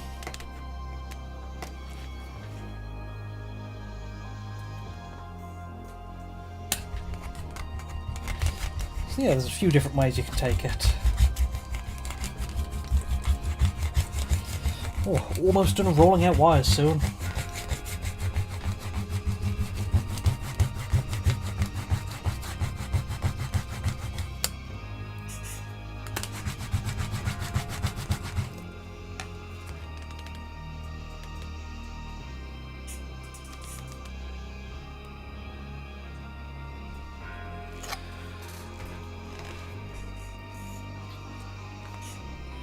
I do want to make some more. I want to make some more terrain myself soon. I picked up some like reproduction, the kind of spherical piece, because very specifically from Tankhead they reference the Isha Hearts, which are like a fancy futuristic energy generator technology they unearthed and miniaturized to put into Tankheads. So I want to try something like that, with a kind of putting those two semi-spheres on top of each other to get a big, like almost like heart inspired, going with lots of reds and blues for the veins, and then wires and pipes coming out of that, and having some platforms all around for people to stand on, so it works as, you know, some actual battlefield terrain. Because I made my old mech hangar for my BT using Necromunda Zone Mortalis square, and that just feels perfect to like have multiple of those, so you can just like randomly assemble them at various like positions and rotations to give yourself like interesting terrain boards for each time you play.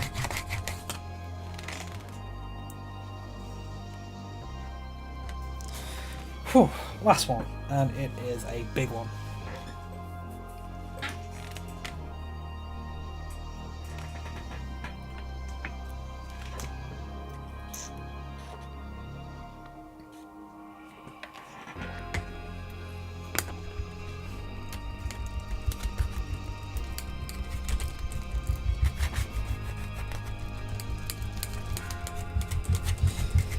Now, I will probably have like...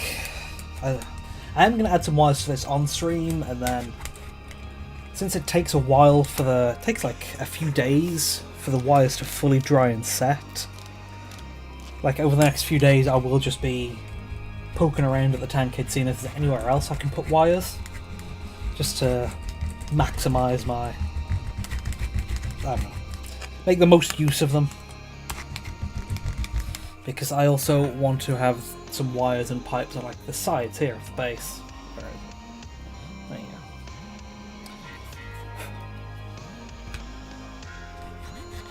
go. Ooh, for your Jaeger you've been using different bits, but I've been using many Stormhawk and Plascard. Yeah, Stormhawk, that's a good place with turbines.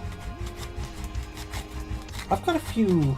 I've used Stormhawk bits a few times. They are always real handy. The weapon pods especially, I use them in my Legion Dreadnought. I might use them again in my a Scorch build if I ever do them, just because it's the same type of part.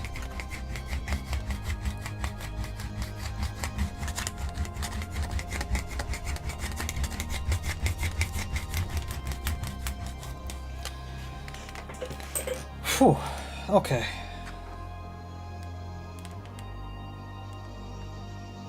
And then I do have a nice split 3 sections of wire. So that already gives me a nice division of wires to imprint patterns on.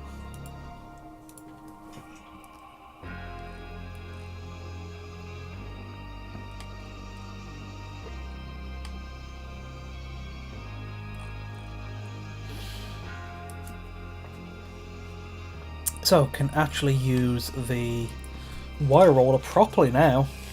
Let's see.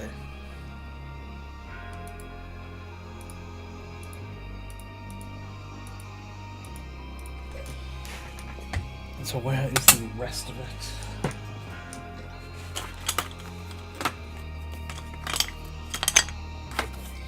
That is the small. Where's the large?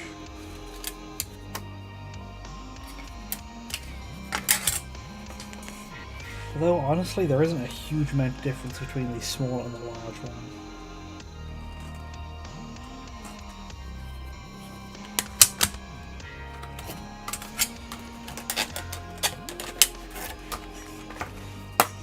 So I'll use the small one now. I'll break out the small Green Stuff World wire roller and then use the small wire attachment for that.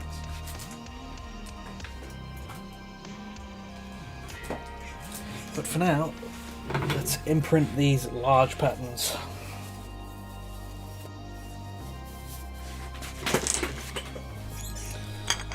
So, got to basically assemble them like this.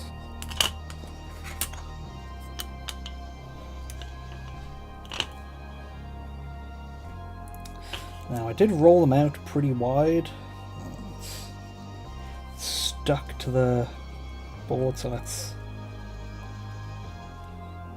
gotta loosen it ever so slightly. Now, I rolled them out enough to the thickness I want, but that means they are a bit too long, so where is it? Going to cut them.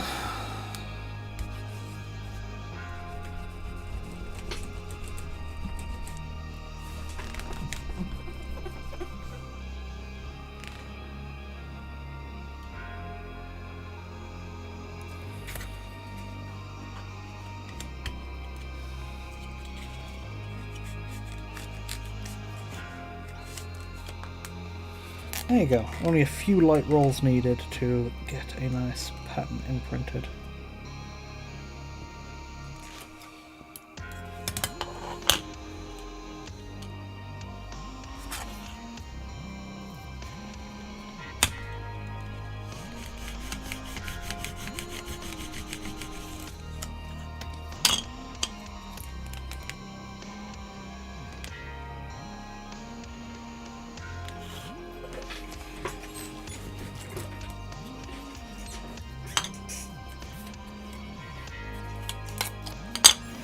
Just gonna make sure there are no bits in the end, in the ridges in here, just to make sure the patterns come out smooth and clean. Okay.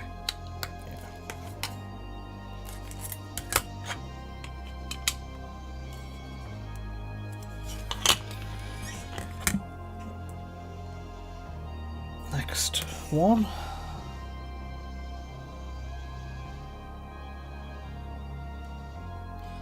Just move the other wires up and out of the way so I've got a bit more space to work with.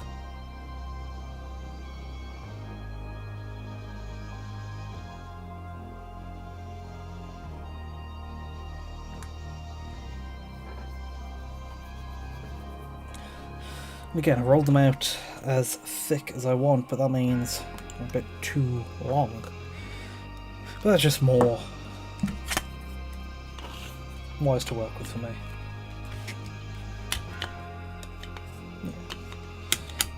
That's the right way around.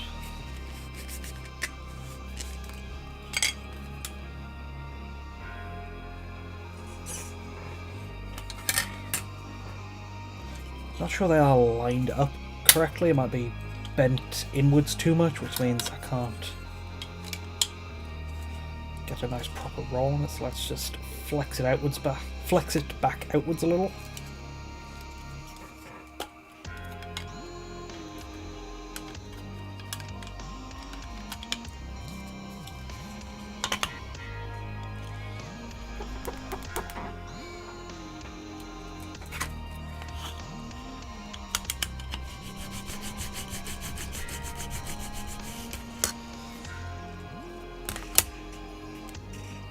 The more pressure you put on them, you do get different looking rolls specifically. Like, if you only do them lightly for a few rolls, you get lightly indented, but if you press them more heavily, then you get way more separated and they look more like, I don't know, spinal columns, because their narrow bits are way narrower.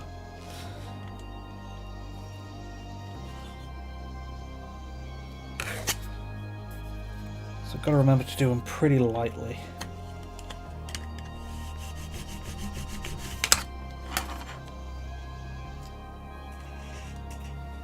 Perfect, if I do say so myself.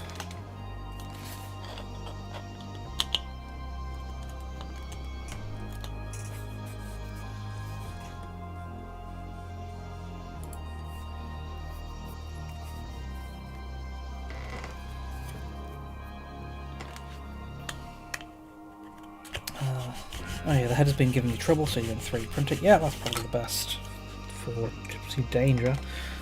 You've just got green stuff. What is my advice for beginners? Ooh.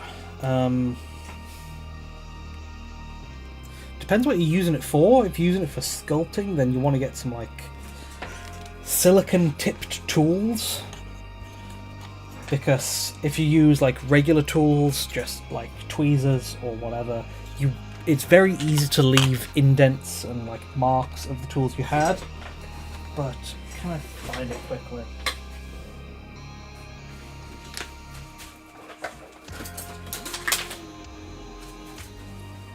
But if you get silicon tipped tools, which is like a paintbrush, but there's like a silicon shape at the end, it is softer and more malleable, so you can like push stuff into place or kind of like brush surfaces smooth on the green stuff. And since it's soft, you get a bit more leeway with leaving marks on it. So if you're sculpting, silicon tip tools, very handy. But if you're using them for wires like this, Green Stuff World's wire roller has been invaluable for me. And just try to keep a flat, like very smooth flat surface because anywhere you roll the green stuff, it will pick up the pattern of the surface. So if you've got a bumpy surface, you're going to get a bumpy pattern on your green stuff.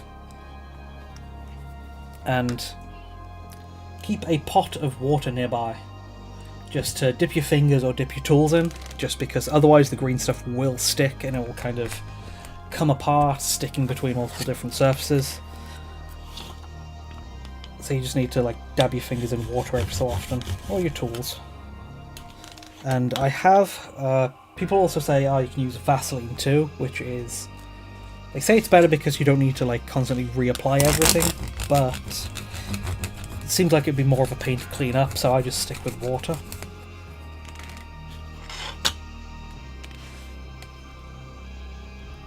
Those are some just, I don't know, beginner's tips, some tools for green stuff that I've picked up, though. I'm no expert in green stuff. I use it for wires, and I've kind of found a way to use it for cloaks, but that is more, I don't know, that's like a sculpting hack as opposed to actually sculpting with it itself.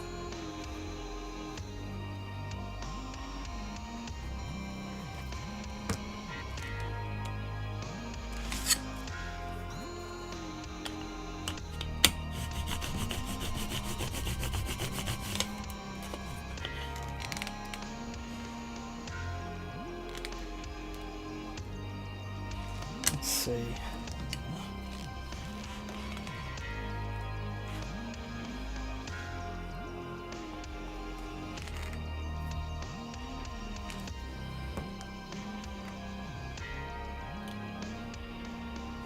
Yeah, hope that is handy.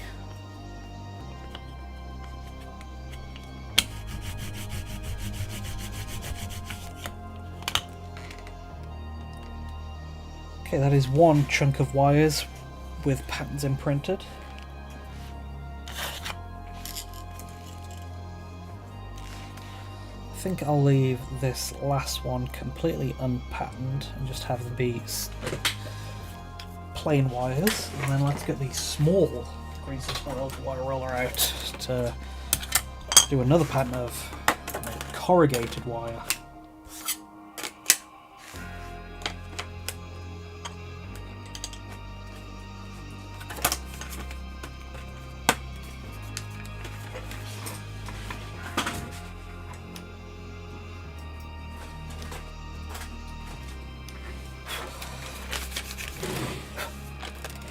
Small wire roller.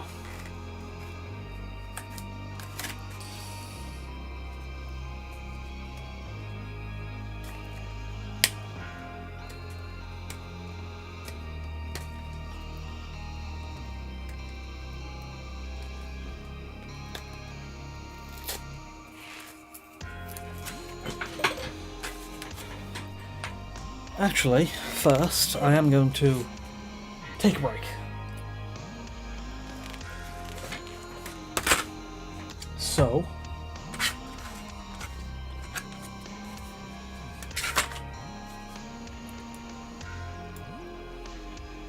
I'm gonna take a break, refill my drink, stretch a little. Don't want to sit hunched over for too long. So I will see you all in a minute.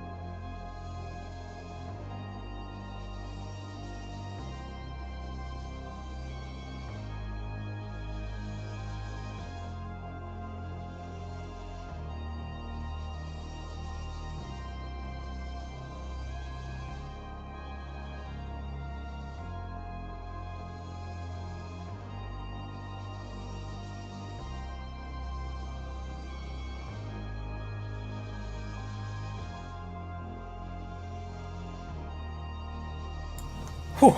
Okay, back. Got a quick stretch, refill my water.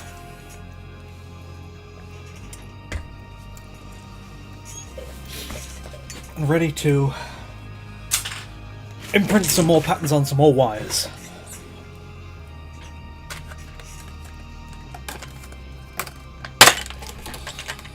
We've got the small one, and the small roller and the small set. Oh, small pattern and the small roller.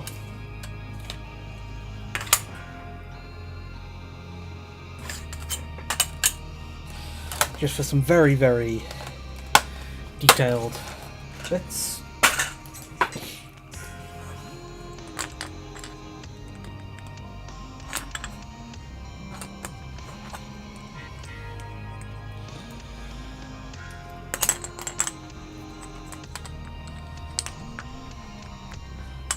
Might not do the full set with this, just because it is small, and I don't think I'll need that many tiny pieces, but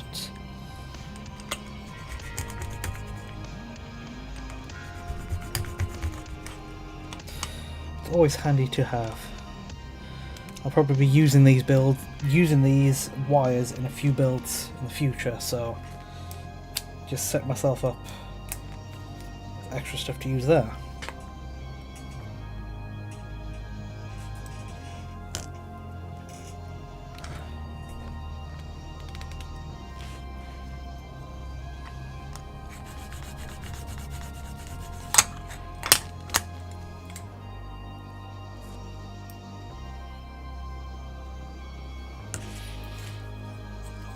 Let's see, let's take another look at the... Yeah, there's the Tankhead art. Can't see many wires on this, so I don't think I'll do too many. I was looking to see what type of wires I should do, if I should make any more of any specific type, but no.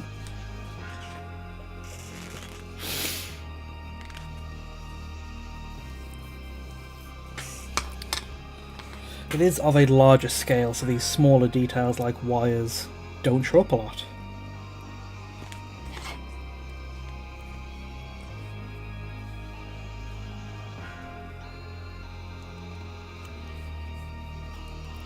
Oh, recently put a new blade in my hobby knife.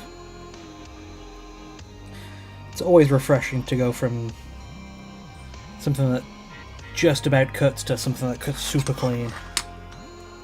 I do change it about, I don't know, every 2 months, I think. But I do a lot more building than the average painter, well, the average hobbyist. A lot more cutting with it too, so I suppose I burn through it quicker than other people. And it's almost, I don't know, I wouldn't quite say ritual at this point, but pretty every time after I put in a new hobby knife, I always nick myself with it, or I don't know, make myself bleed accidentally at some point after putting in a new one, like in the next few days after it. So hopefully that won't happen on stream, but I am not holding my breath in case it happens.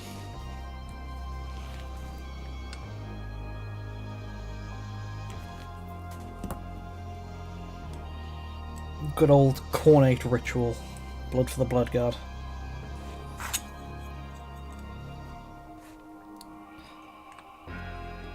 Well, speaking of corn and model making, corn does have some real cool, I don't know, demon engines.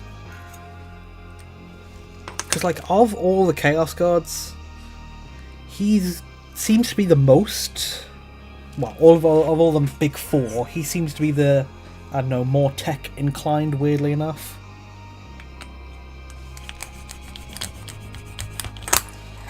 So I do always think, oh, if I were to make Chaos, Demon Engines, a Chaos Army, how would I do it? And I always go back to more Emerson Tongue work, Doom Eternal. Well, Doom, because it's got cyber demons, which seems like a good point. Yeah, a sharper knife is safer than a dull knife.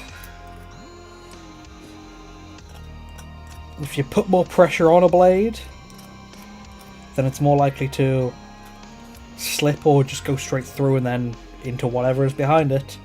That's how I got one of my nastiest cuts. It's like mostly healed now, but there's like a slight scar still there. It's like I was holding a piece, pressing down real heavy, and it was a dull knife, believe it or not. And then it went straight through, slipped, and then I was holding something like that, pushing real hard down on it, and then it slipped, went through, and then went straight through my hand too. And the most blood I've lost from a hobby cut. It's like a very, I don't know, not frightening, but it was like a concerning afternoon of, man, I lost a shot glass worth of blood and just from that simple cut, and doesn't look like the wound looked a little concerning, but I've learnt from it, and anytime I'm starting to put any significant amount of pressure on a cut, I stop myself and think, what happens if the knife just goes straight through? Would it hit me or something? And so I've learnt from it at least, but yeah, always got to be careful when making tougher cuts. Since then, I've also invested in an actual proper hobby saw, so I can actually saw through bigger cuts. So I'm using this less for, I don't know, stuff I have to put a lot of pressure on. Yeah, it's almost, I don't know, ritual? I don't know, not quite a ritual. A learning point for everyone. Everyone gets their cuts and nicks.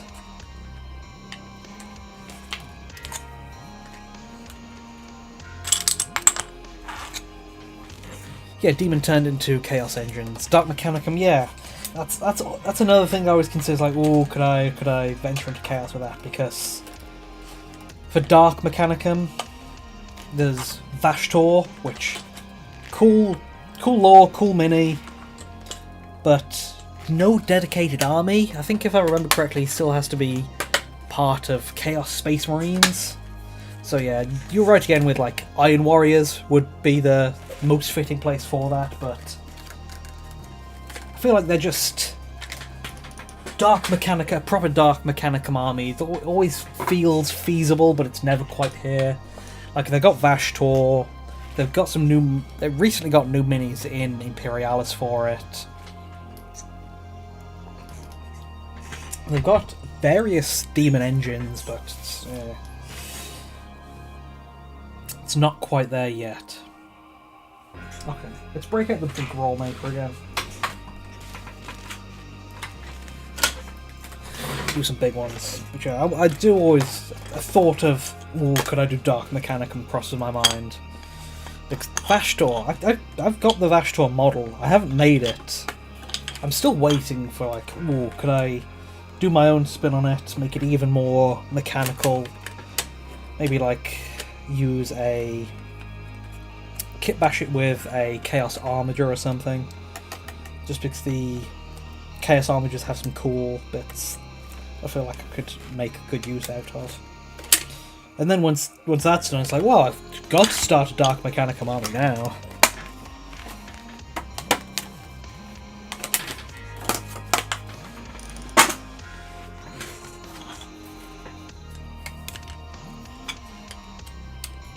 But yeah, that's just another flavour of mechs that's, I don't know, feels like a waste not to do. Because it's like, Warhammer, a big part of it is Chaos and Demons. Should do some mechs with them at some point. They have their own Imperial Knights, which, oh, there's some cool ones for, I think it's, what's the name of it? Incarnate Slaughter is a real cool Chaos Knight that I always go, ooh, if I were to do like a basic build Chaos Knight, I would go Incarnate Slaughter. I think it's just claw arm, chainsaw arm, but its lore is Feltacorn fighting Nibs. And it can just appear in puddles of blood big enough. And it's like, oh, its only command is kill, and it's like, oh, that's very Khorne. And I love the simplicity of Khorne. It's like, it's not stinky like Nurgle, not plots within plans within plots within backstabs of scenes. Khorne is just a good old, just gonna fight.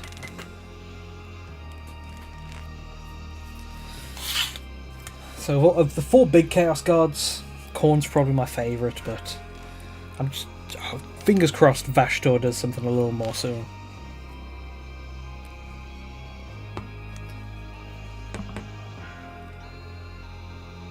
Have I seen the Knight Lancers?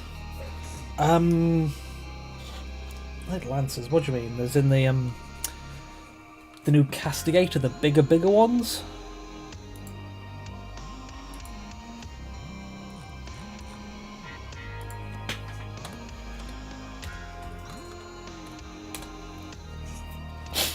Oh, the Cerastus Knight. That's the name of them. The Cerastus Knight Lancer.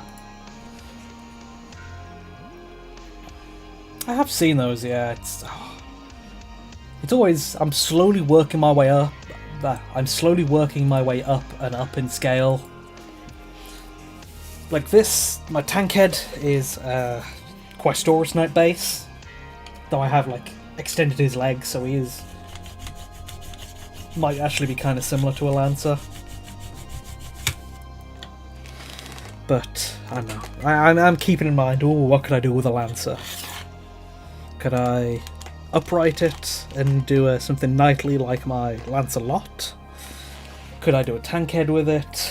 Could I just do something completely different and random and... I don't know. As if you've heard my rambling, you know that... I don't know. I'm always coming up with ideas for kit bashes. If only I could work as quick to make them as I come up with the ideas for them.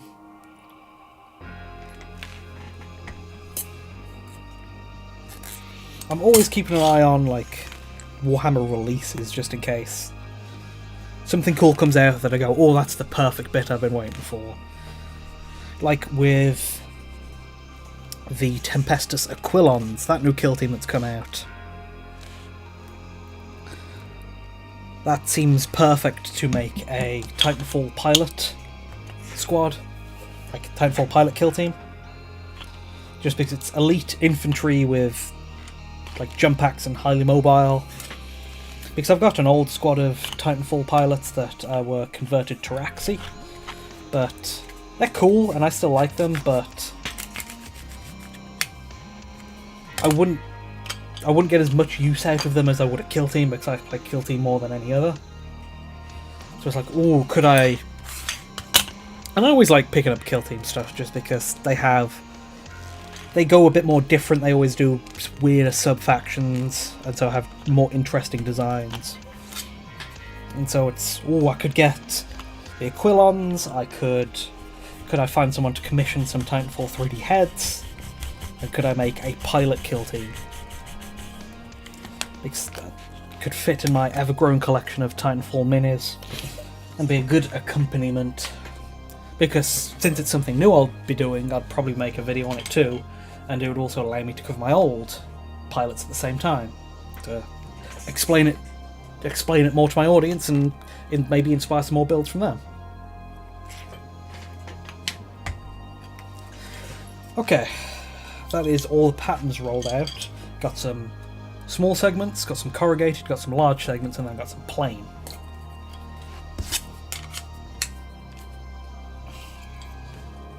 Depending on how soft and malleable they are, I might wait a minute. Because like I said, I like to leave it a second after making them, like leave it 15 minutes, half an hour after making them. Just because it gives them a chance to harden up slightly, so I don't leave my fingerprints on them. But it has been like more than an hour since I started rolling them out anyway, so maybe they'll be good to use now.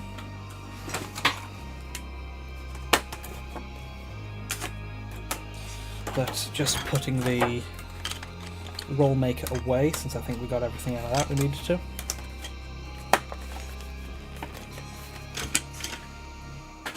And then need to strip the Tankhead, de-armor him, just so I can get at the frame to put the wires in. Give me a chance to check all the rivets.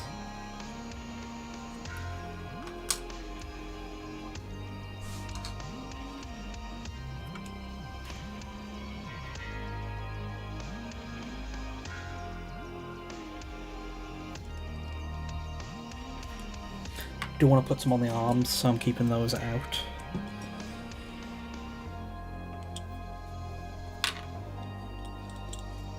I don't think I need any on the head. The head is all armoured and too clean to find somewhere to work in the wires. If this was like full AdMech, just having like a trailing wire at the top might work, but this is not quite full AdMech. This is like Tankhead, so it's a bit more cleaner, so I don't want wires just on completely open surfaces.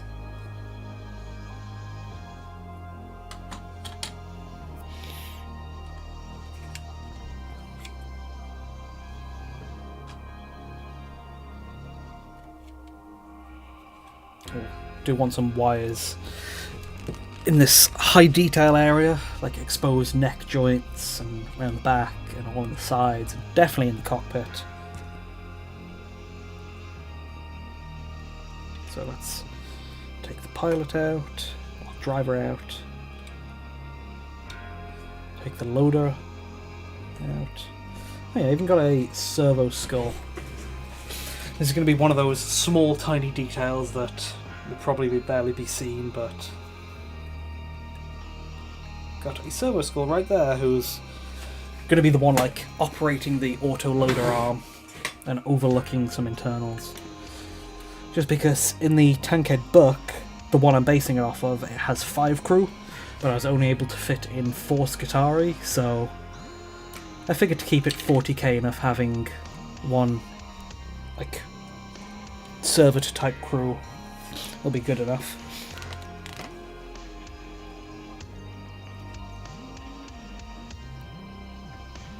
Ooh, for your Gypsy Danger, you have been looking for a fist that you could use for the hand, but you've not been able to find any of the Dreadnought fists. Yeah, Dreadnoughts, up until the Brutalis, well, if you're talking about the Redemptor pattern Dreadnought, up until the Brutalis they only had left arms. So finding a right hand would be very tricky, but if you do want a right hand now, they are only in the Brutalis. If you... oh, which one was it? If you watch my video on my Legion class Dreadnought, I wanted to use the Brutalis arms for that, but when I made it, it was still a new kit, and the only place to get it was a sold-out box set. So I did use some 3D printed alternatives. So if you're getting into 3D printed stuff, there are some, like, here's some Dreadnought fists you could 3D print for cheap. So there's that.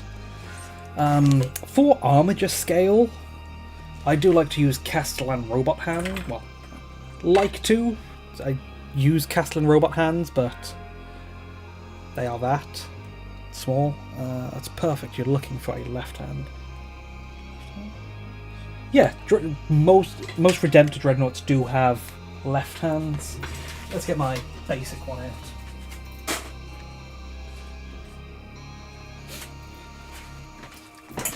Yeah. He's got a left hand.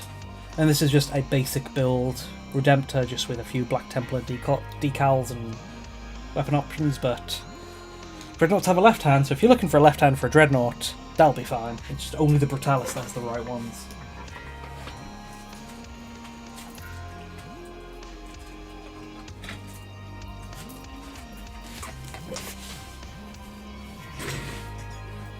But they are a bit bigger, depends on the scale.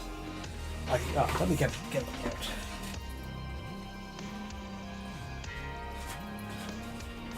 Because This is a dreadnought. It is short and chunky. And I don't know, this is an armiger build, and armigers are quite a bit bigger. But even then, the dreadnoughts are chunkier. Like, you can see the difference in the hands. The dreadnought hand is still like twice the size of the castle and robot hand I used for this Tankhead. So it depends on how like big and chunky you want it to be. You've got options though.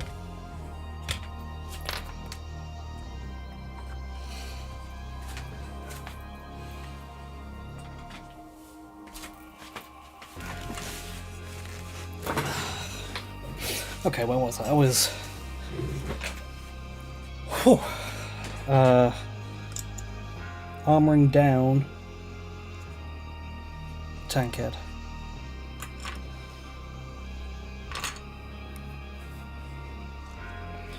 Okay, so same with the rivets. Start at the bottom and work my way up.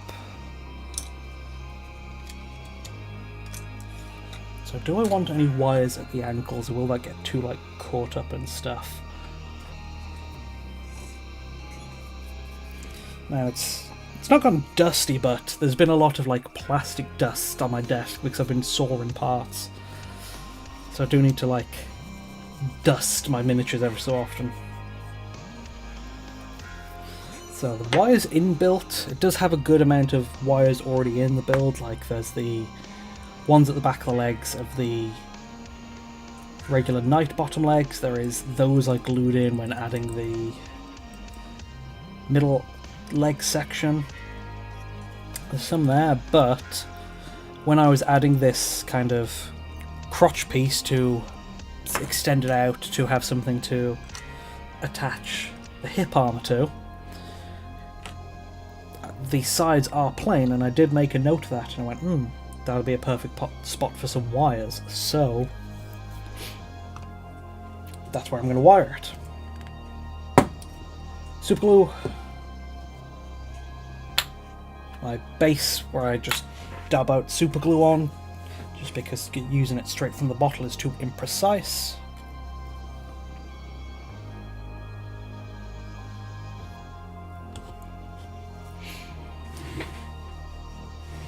Let's see. One last look at the Tankhead buck to see if we can spot any wires and where to copy them. Okay, right on the cover there are some red crisscross pattern wires going over the shoulder joints. That is something I was thinking about. Like, there is this recess at the knee where the knee armour of the old knight normally locks in, but there is nothing there, so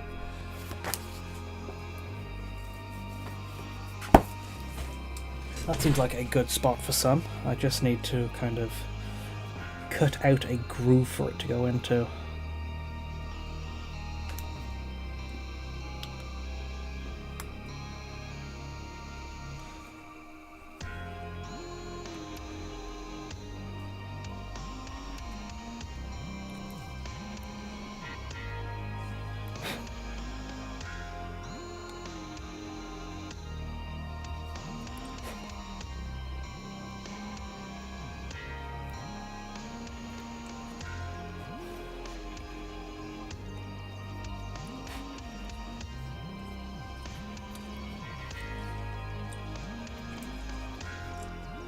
And then I think I might need to drill a hole in the top part, just because you always want to make it look like the wires are leading from somewhere and going to somewhere.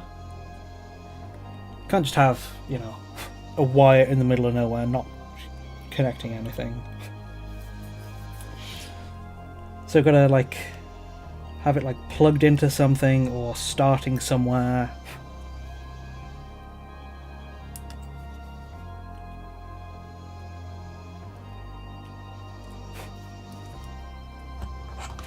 So that's the end point, place for it to end, and then let's drill somewhere for it to start.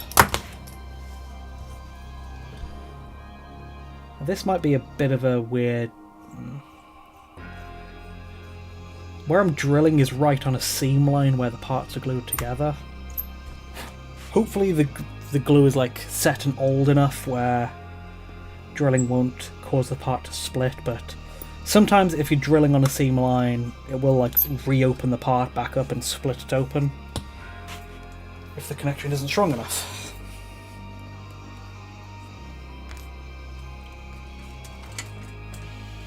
And just to be careful, I am starting with a 1mm drill bit, going to a 2, then probably a 2.5, and then a 3.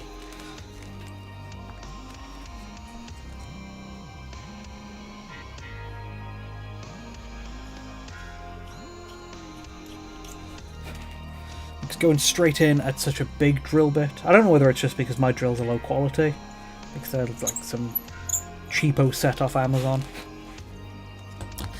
But starting off with a drill bit too big can like tear the plastic. I do want to get like a nicer set of drill bits and see if that'll fix it. Like I've seen what is it, Ray Studio? I got one of their things. Where is it? Yeah, it is. Yeah, Ray Studio. That is a scribe. Ray Studio is a Gunpla modeler. They post lots of like cool, short, and informative videos on here's how to scribe some more lines to detail your custom Gunpla better. And obviously, I use a lot of the same tips and tricks. So I want to see if their fancy drill bit and their fancy hand drill will help my stuff. But we'll see.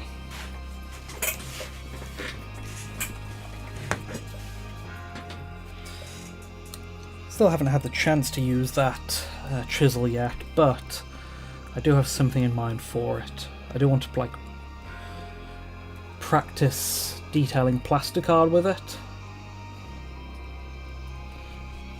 And I do have something small in mind.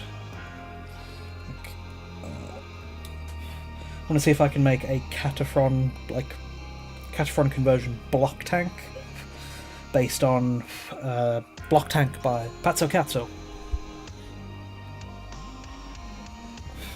Very cube, lots of flat surfaces. Seems perfect to make out of plasticard. Okay, those are some areas for wires cut out.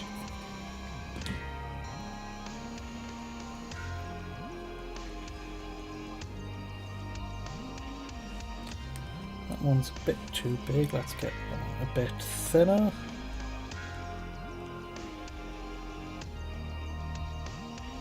That one's good, but as I mentioned on the cover, the wires are crisscross patterns, so I want to see if I can make crisscross pattern wires. It's something that I've seen possible with the wire maker, where instead of having the lines that run along the wires, if it goes that way, the crosses go along that way, but if the wires goes that way, then it goes like diagonally upwards. And the wire set is made so you can like have it at angles, like so.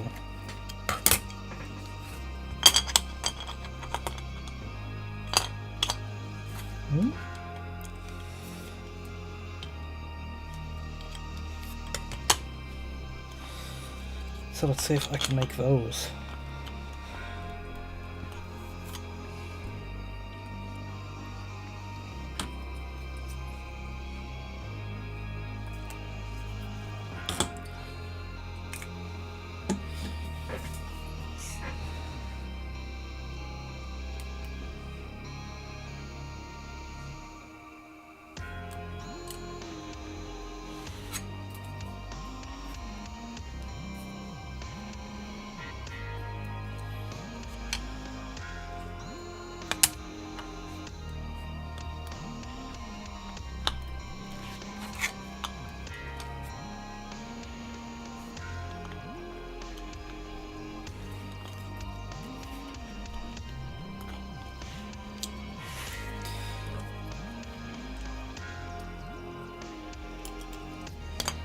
Just make sure it actually clicks in alright.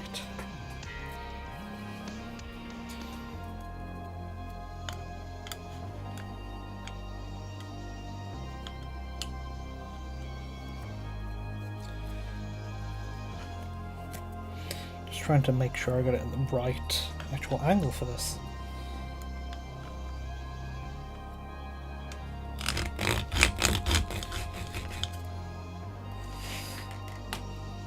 Nah, that looks... Oh well. Plain wire it is.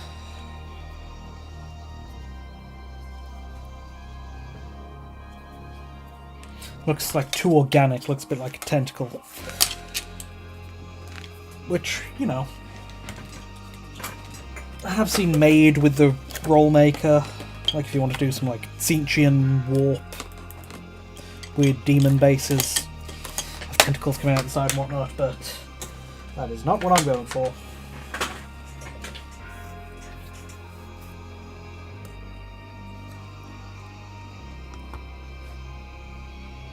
Okay, so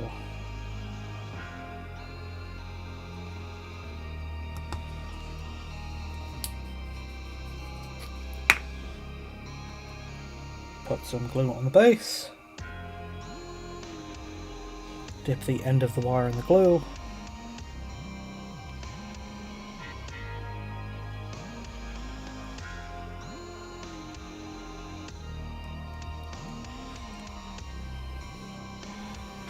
nipples, there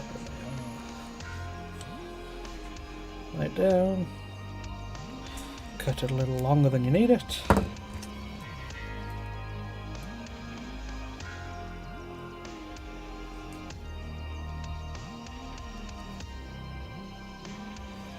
Where is my silicon tip tool?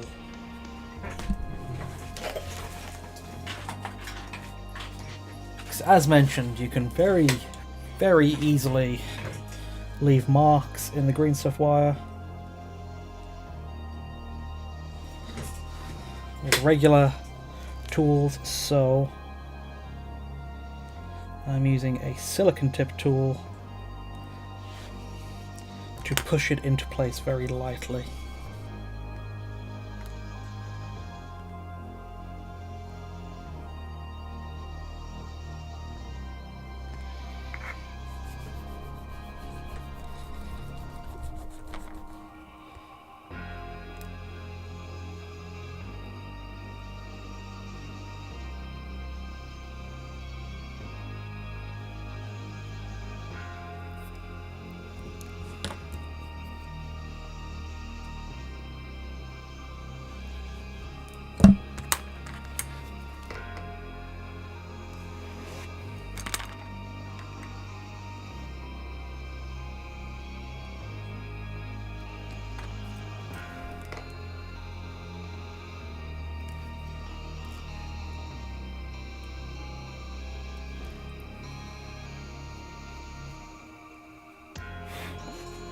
Go.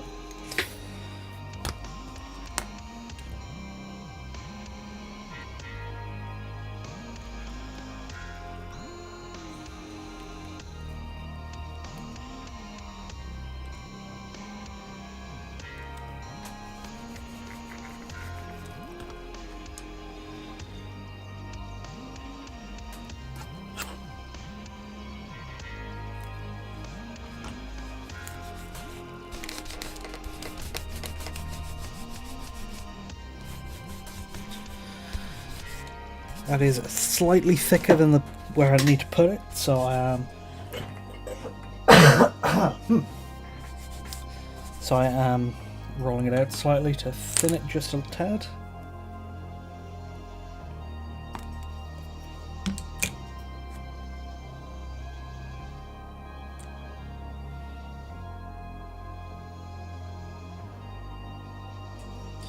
Again, dip the end in glue. Ugh.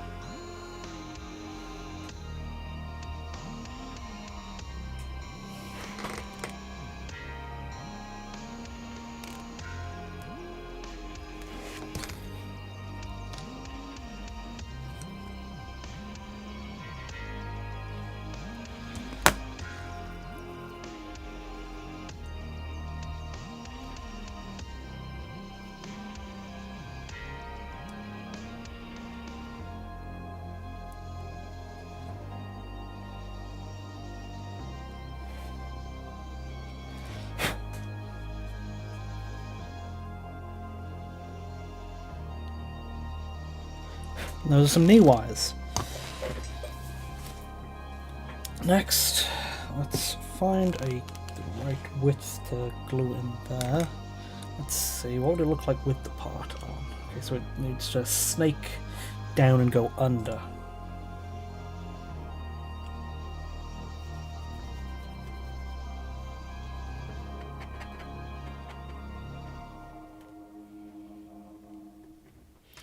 Want the segmented type of wire for this. I'm going to cut it in half, just so I can have two pieces of roughly the same size. Ooh. Has it been an hour of that already? Jesus. And I did just get a battery low warning on my headphones. So I'll see how much longer they hold out for, but might need to wrap it up soon. Well, was planning on ending it after I've done all the green stuff wire anyway, but that is just a bit more of a hard limit on my streaming time.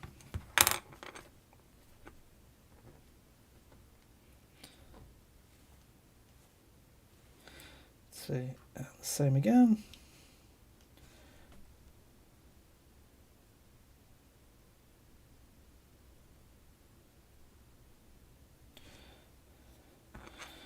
Glue the end. Use a silicone tipped tool to get it into place, mostly just to avoid getting my grubby fingerprints on it.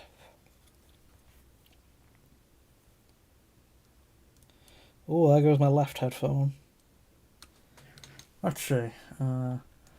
Where is the music to? Back to some good old Mechanicus inspired music by Archotechna.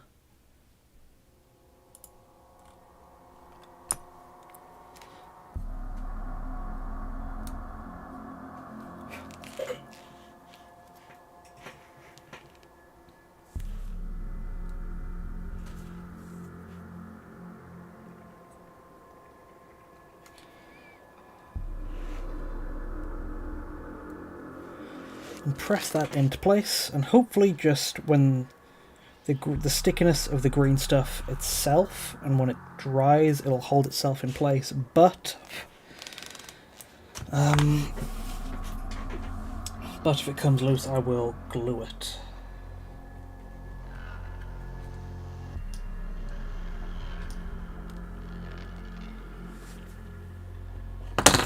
Let's go put that earphone on charge. Maybe I'll be able to reuse it in case the other one dies if it gets charged enough.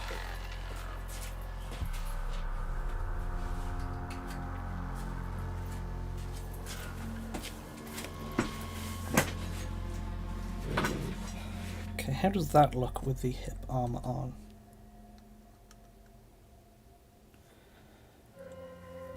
That looks alright.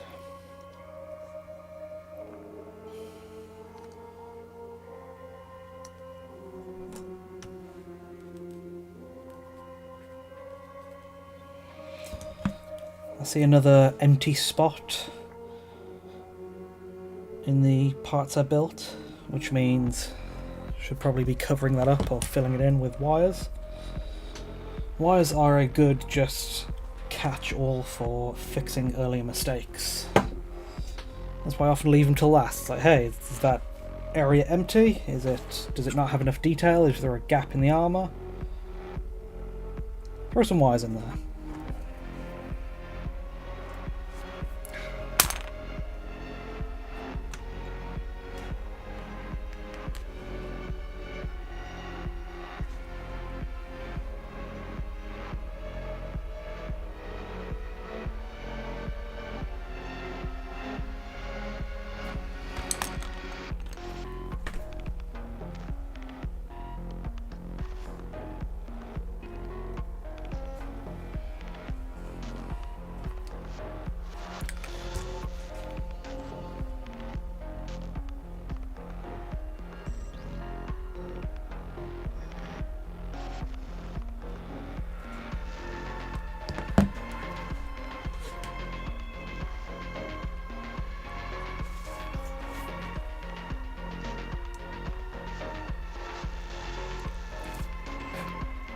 go.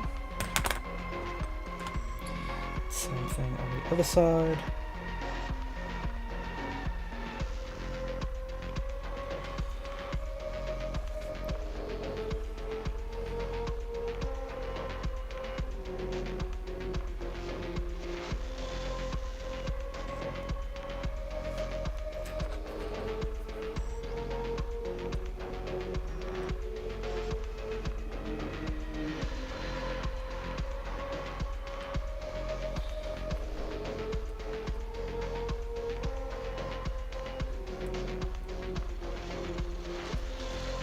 Does that fit? Yeah, perfect.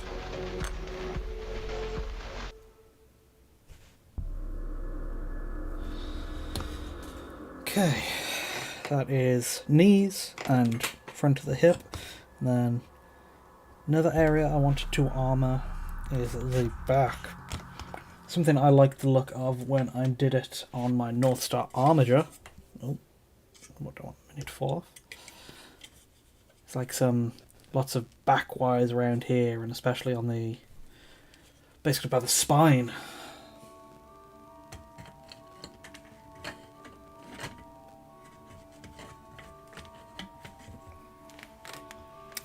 It's another good old like biomechanical inspiration point, where it's like, hey, where are there a lot of human nerves or veins?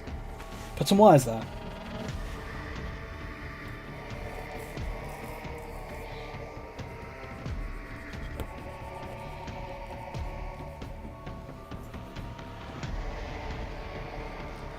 I do want some kind of chunky ones for this.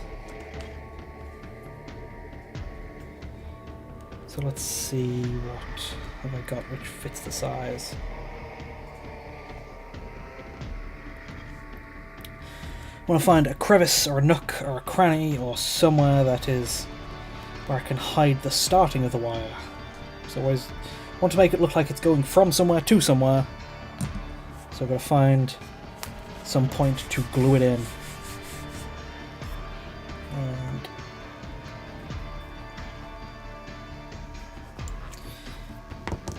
only a little bit of this area is going to be exposed, so I don't need a huge wire.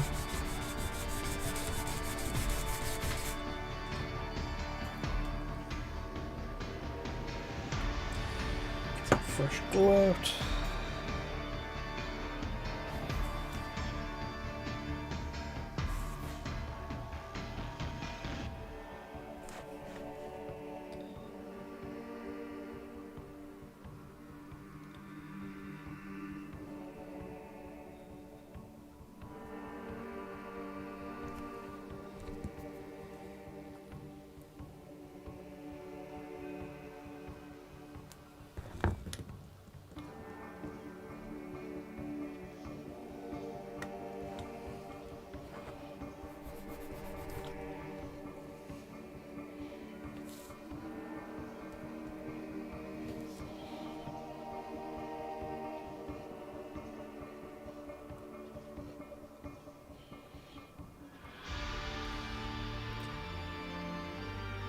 Oh, nice organ part. Man, I love this Mechanica style music. Archotechna does a great job. I'm looking forward to Mechanicus 2. Even just for the soundtrack, even though of course I'm going to get a lot of playtime in it.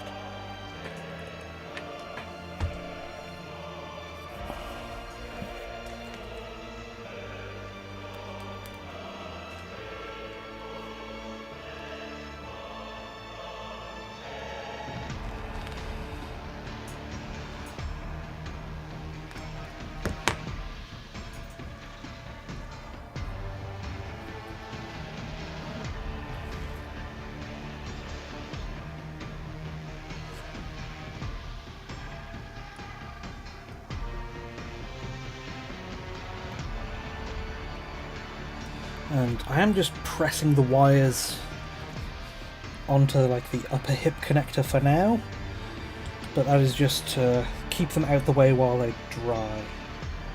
Once the rest of the wiring is done and it's dried, I am going to check how the connection fits. And then cut them at the right place, just so they're not in the way. But for now, just pressing them into place so they hold there is good.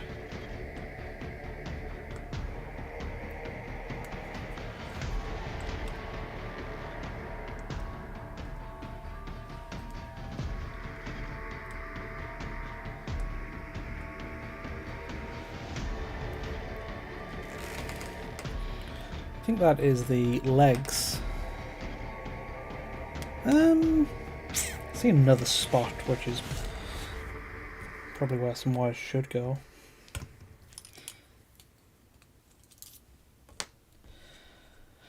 Do you think I should make the hand into a plasma propulsor or just have it as a hand? I'd think have that hand as a plasma propulsor, because that is a cool weapon of Gypsy danger that isn't immediately obvious. But if you can include it, I'd say do it, because it is it's a cool feature of its.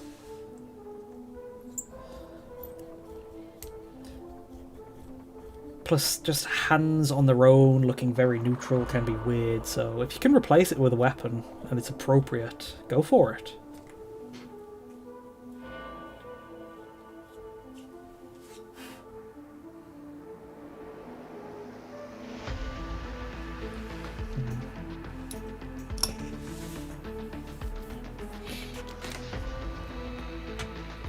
Where next? Working my way up the torso.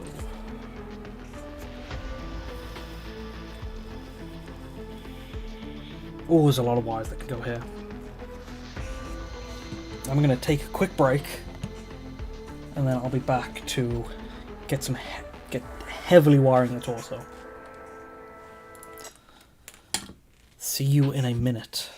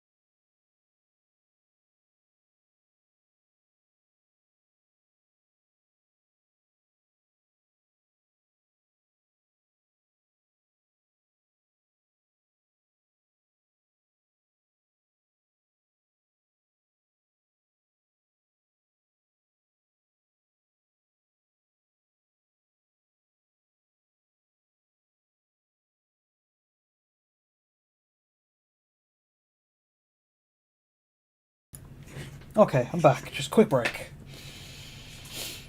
Quick stretch. And a quick drink.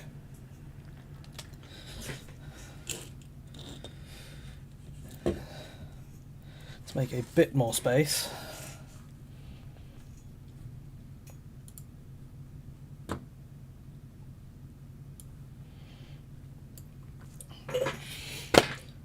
And back. Where's the music? There it is. Okay. But yeah, keep bashing the hand with a plasma pistol integrated in the movie is a very cool thing you can do. I'm getting battery low on my other earphone now too.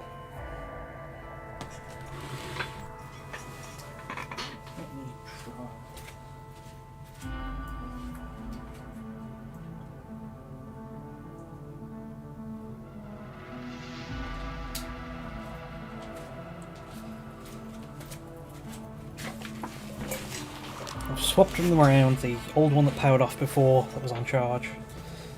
But I do have another pair I can swap to.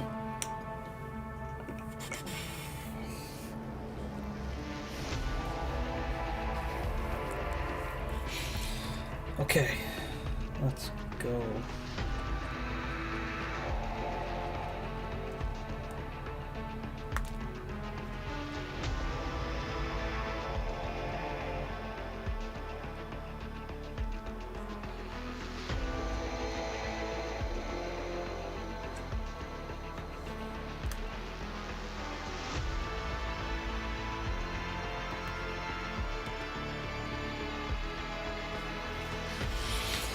This is a big area of...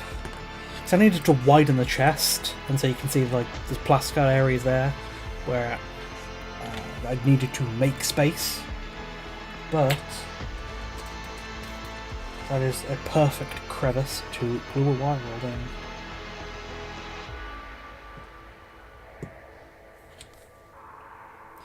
So that is exactly what I'm going to do.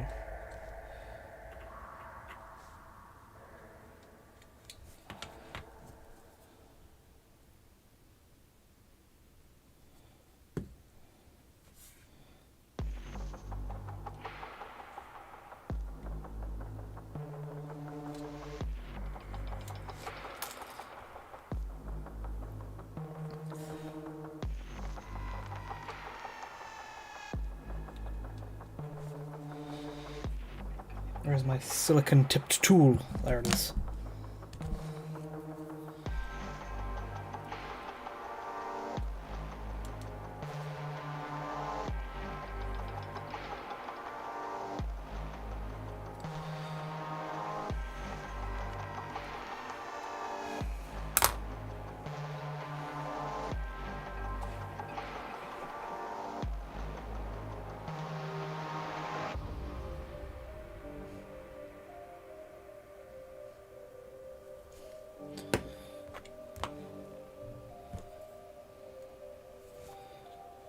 It was just big enough to tuck into a very nice spot that also needed covering with wires, so that is a very nice connection sorted.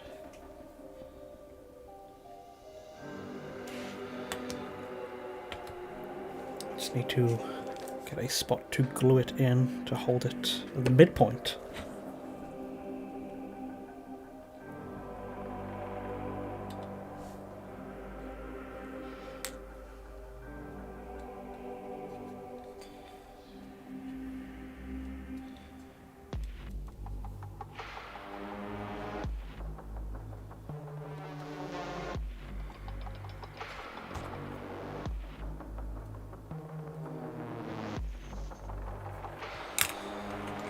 See, does that still fit in okay?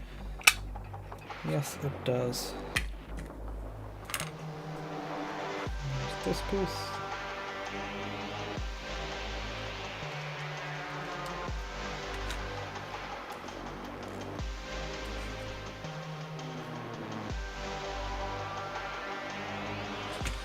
Get that all glued up.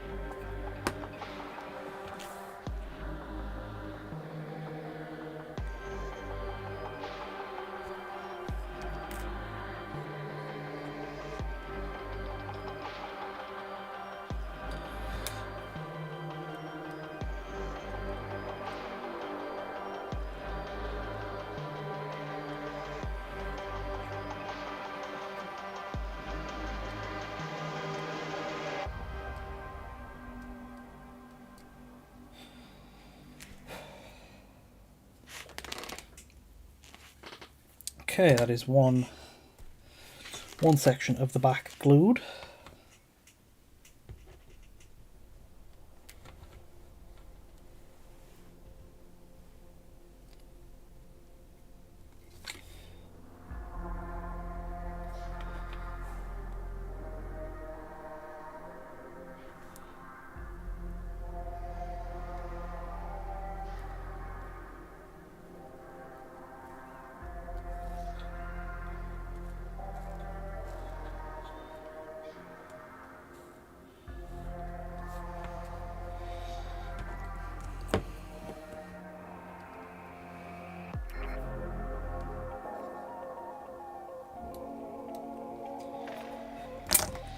I'm going to keep checking just to make sure none of the wires get in the way of where it should be attaching.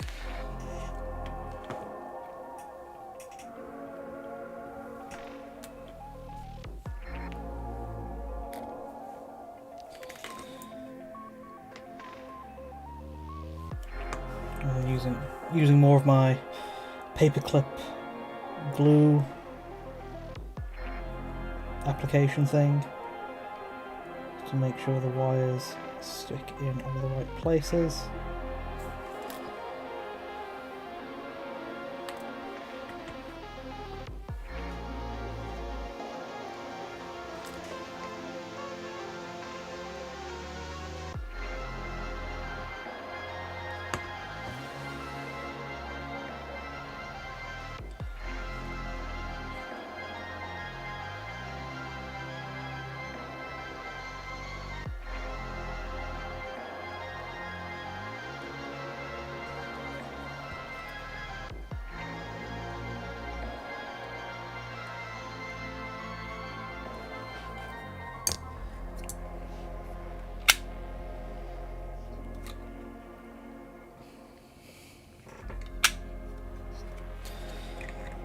Okay, that's good looking for the back right now.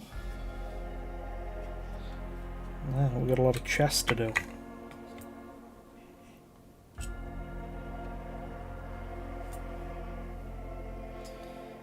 There's lots of starting points and potential starting points, potential ending points for the chest wires.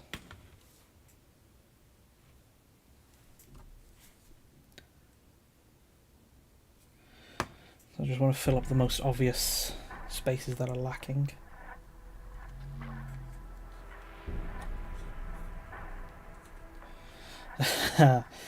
Oh, now here's where it gets kind of tricky too, because there's lots of spots where there's drying glue and wires I don't want to leave my grubby fingerprints all over, so...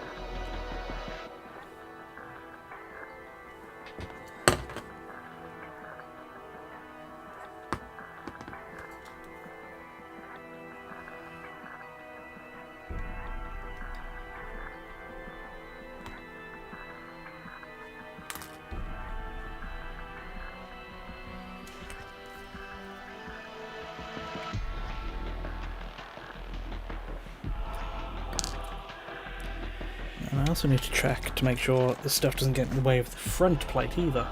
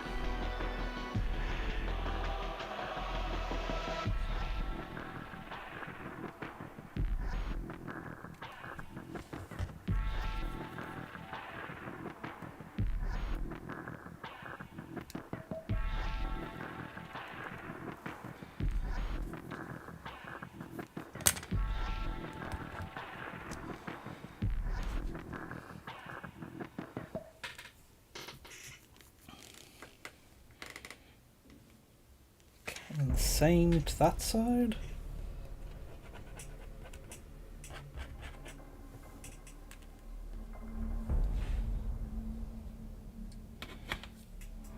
Well, mostly the same, but I will vary the starting point slightly.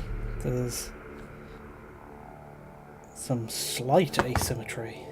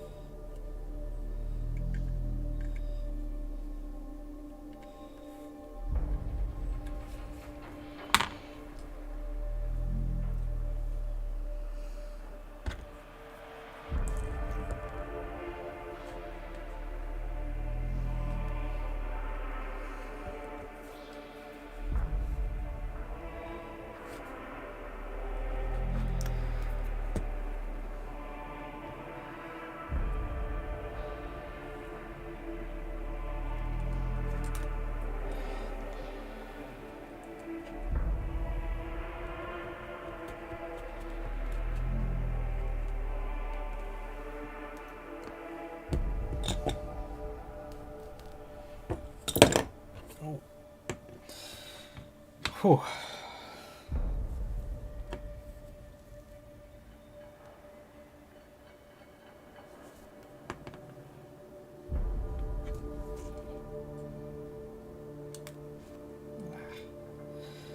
Come on, glue in.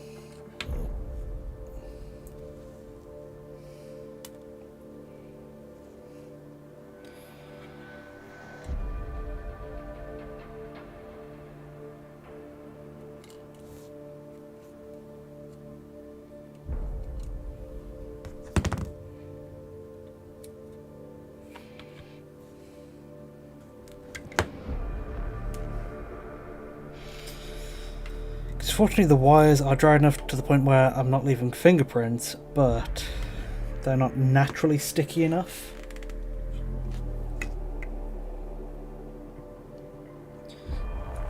So I need to use glue, and the glue can be a bit finicky. What are my thoughts on 3D printing the head of Cherno Alpha?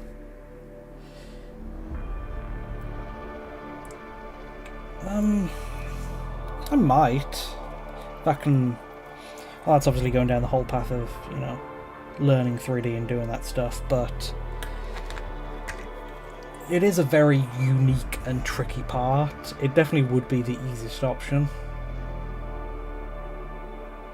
I mean, part of my building is I like the challenge of, you know, making stuff with actual parts, but that's one of the parts where it's like, it would be a huge effort to do something like that with actual bits, so it's potential.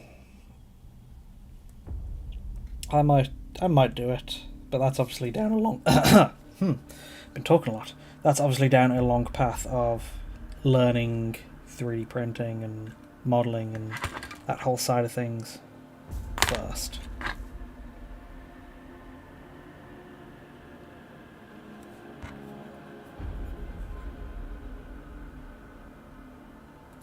Come on. Okay.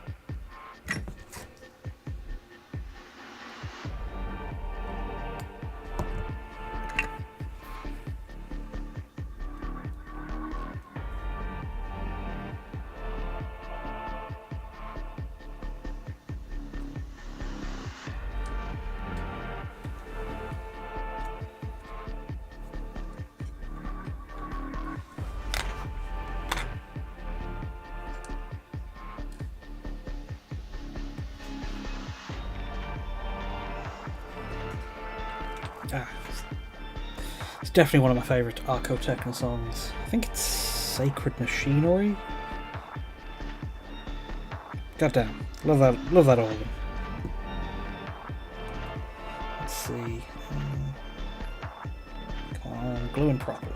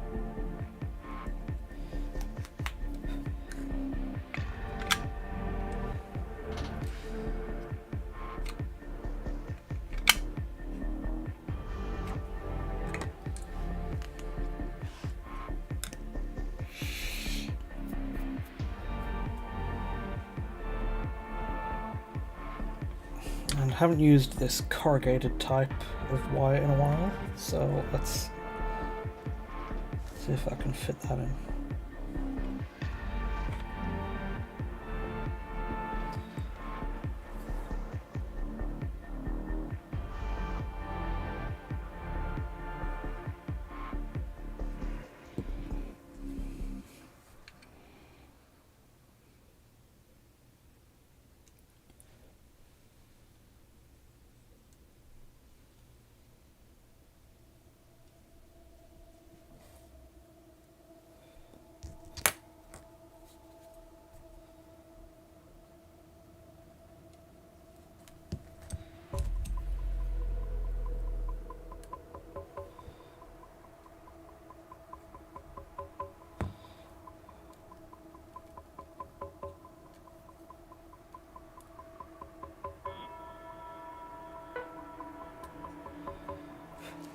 Ah, that's looking lovely.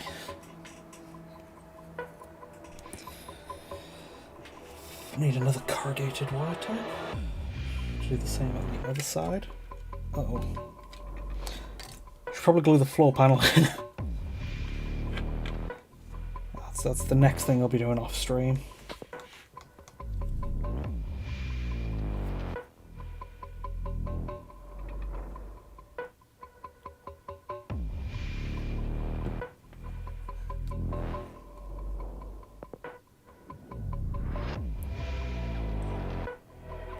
So I've got plenty of things that are, I don't know, not quite finalised. For the Gypsy Danger models base, should it be like the armature size? Armature size? Or the Jaeger size like in the movie?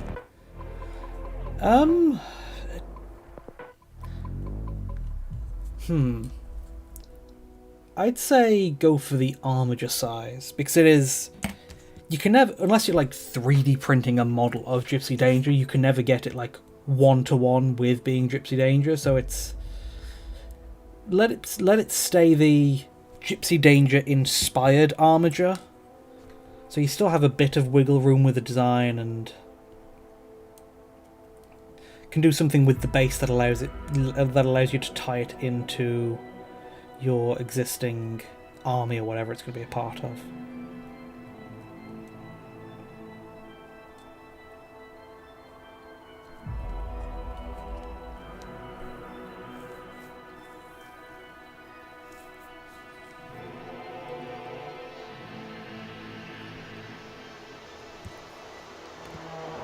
How do those wires look with all the extra bits on now then? There goes my tool.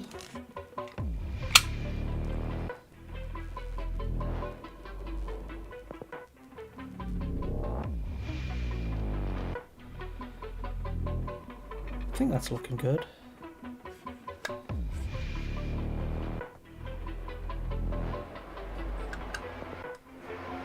Let's do the arms next. Oh no. That can be done with leftovers. Arms. Want some very thin wires for this one.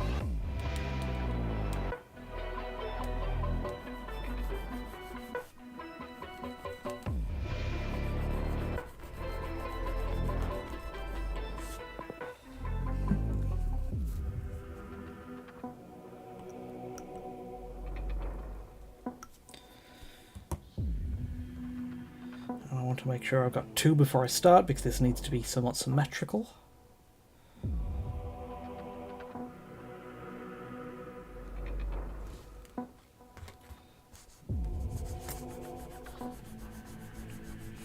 Needs to be thinner, so I'm going to roll it out some more.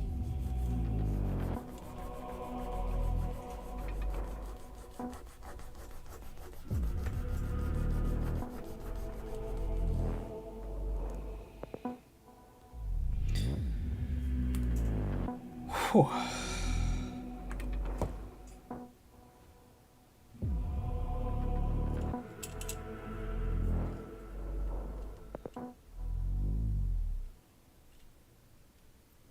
That is the perfect width.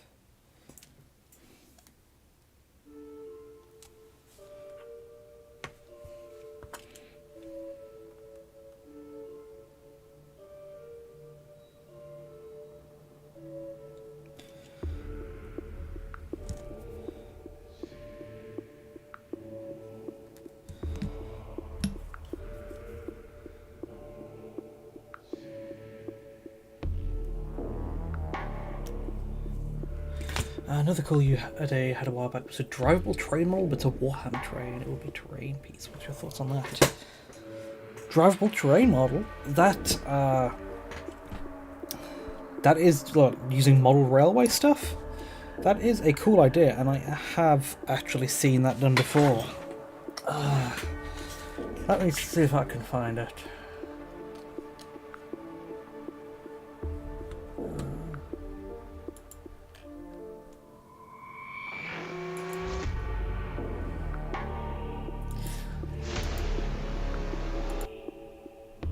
Yes, it is by Bags. It is by Bags Hobby Time. It is called the Gamma Silo Rotary.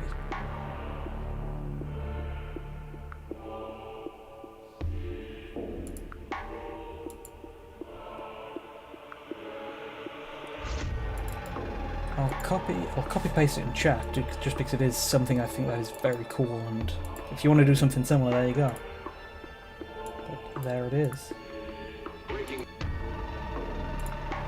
Yes, that sounds like the kind of thing. Sounds like the kind of thing you talk about, and that is a great example of it too. So there's that. If you want to try that.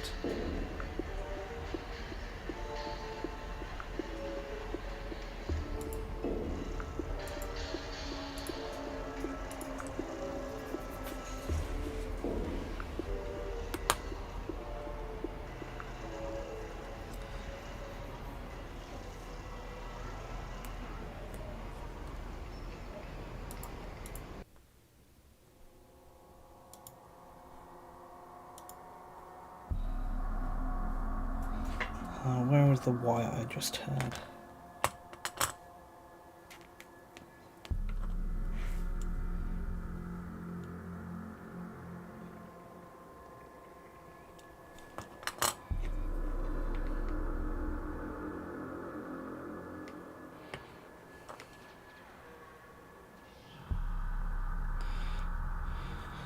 I've seen a few scale model stuff brought up recently. There's obviously that Necromunda railway thing, but when I was looking for parts to build the bridge pieces for the base for this Tankhead, I did see someone suggest model railway parts, and it's like, ooh, maybe. Because, I don't know, that is another hobby area where there's good potential for stuff, and probably cheaper than Warhammer bits too. Just never really gotten into that or tried it myself yet, but good potential. Ooh, got the battery low warning on this headset too. Let me try something.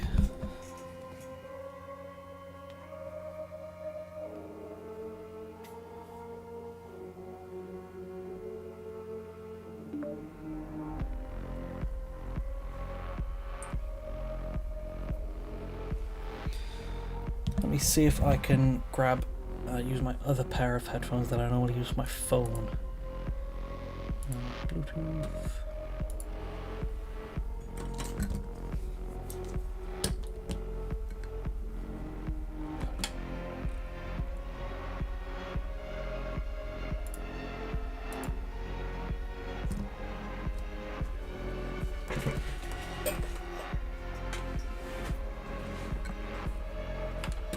And swap the audio sources.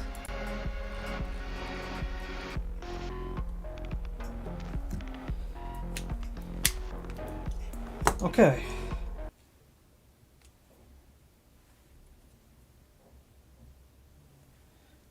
Earphones swapped. Music still coming through.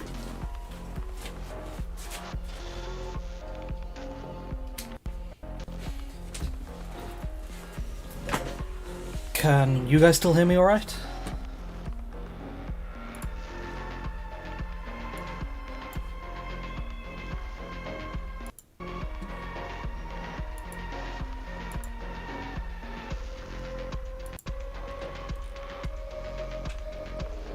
Cool, still coming through alright.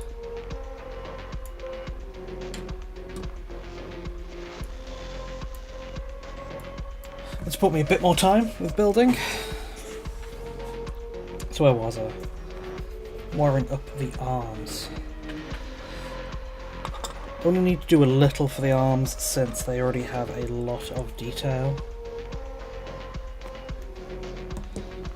The parts are built into them already.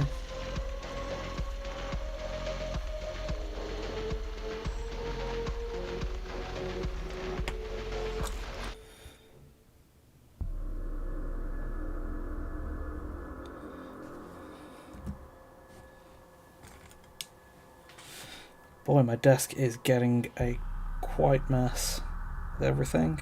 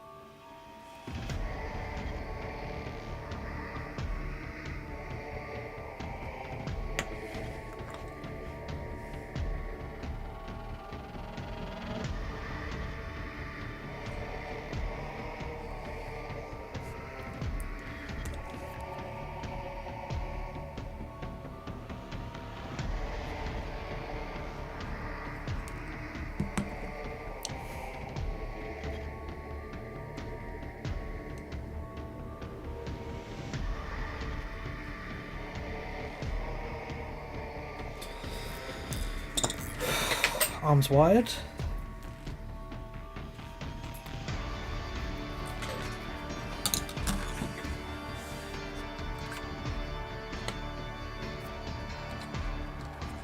Just remembered somewhere else I wanted to wire with some big chunky segmented wires.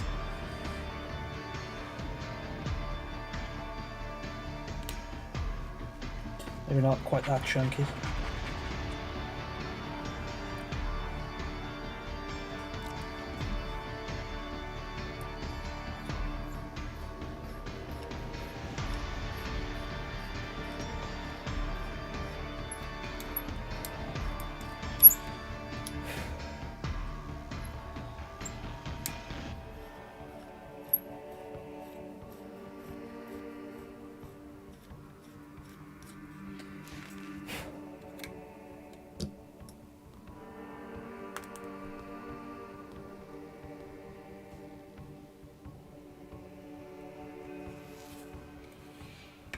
good.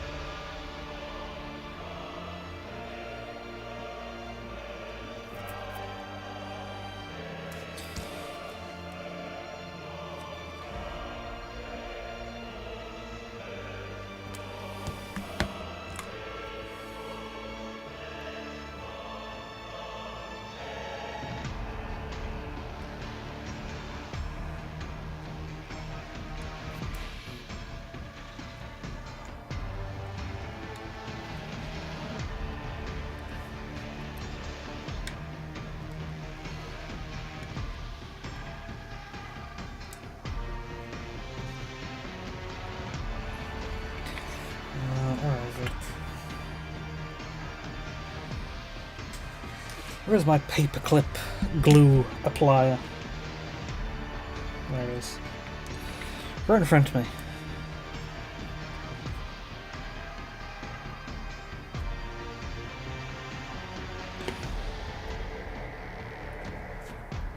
Pacific Rim prequel series?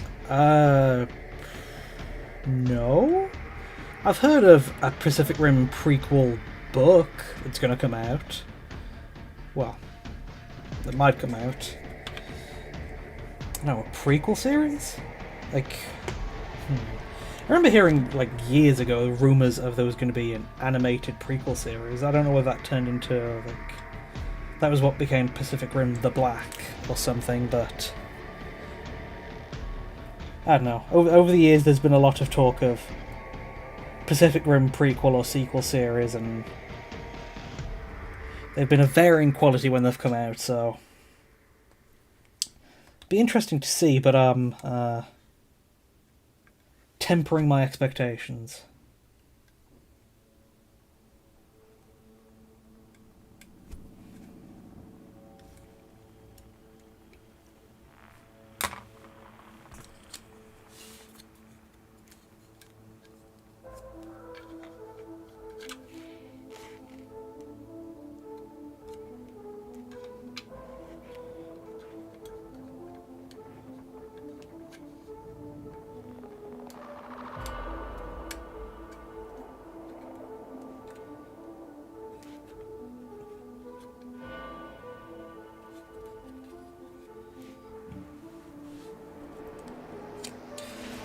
It's going to be on Max. It is going to be directed by the guy that directed Horizon and Bird Box.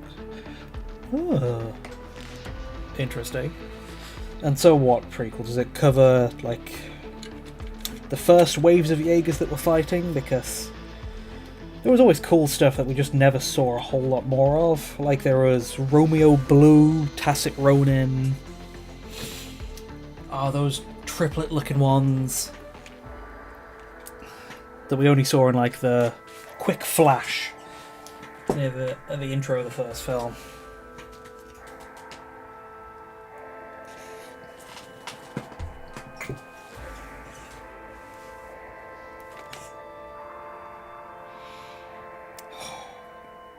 Okay, let's see. Is that... No, that is not everything I wanted to do.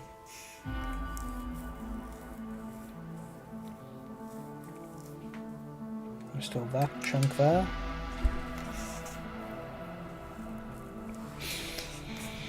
I don't want to do this.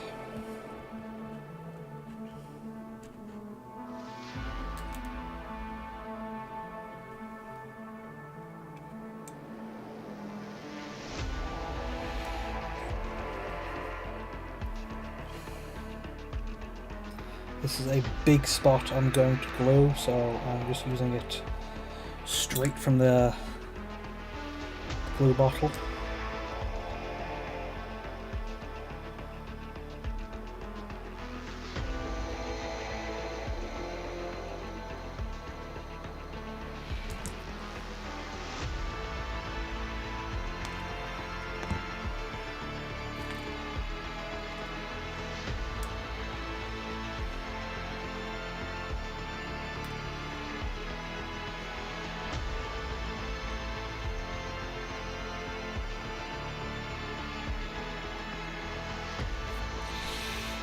What else? What else? Got some thin plain wire.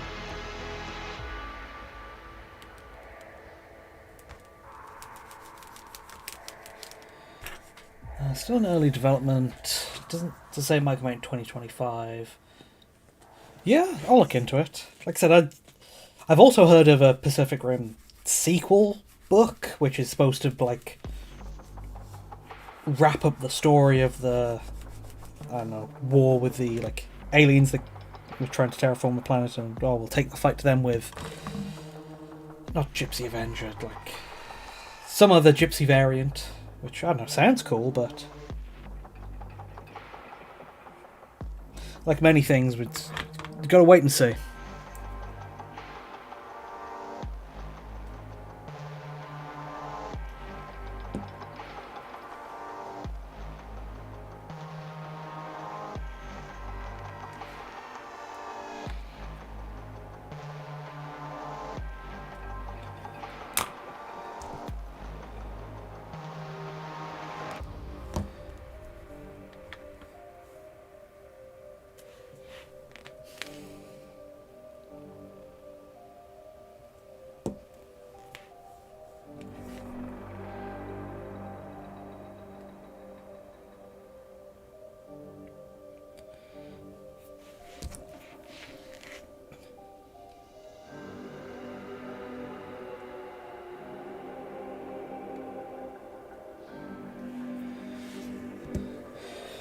Some more, let's get some more wires, more room for wires. Need to do more wires. Let's see.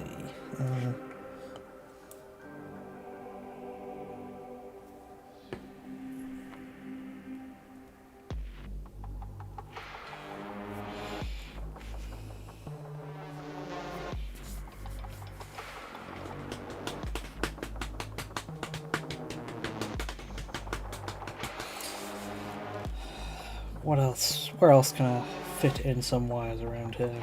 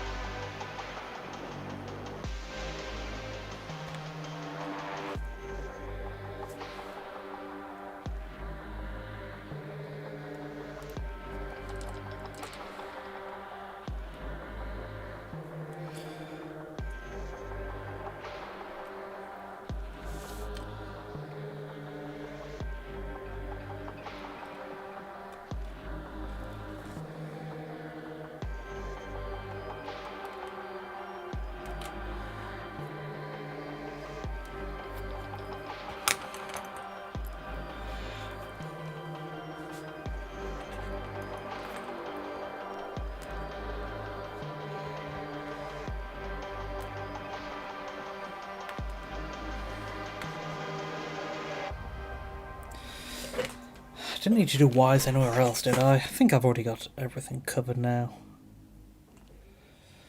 So now it's just, I've got the spare wires, let's see where I can, I've got some spare wires, let's see where I can glue them. Yeah.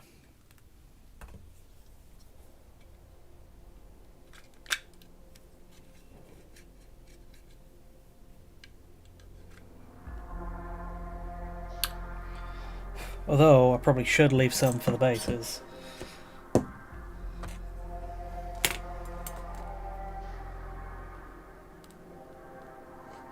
Oh, for the base, singular. Okay, so I think after I've done this one, I'll wrap it up.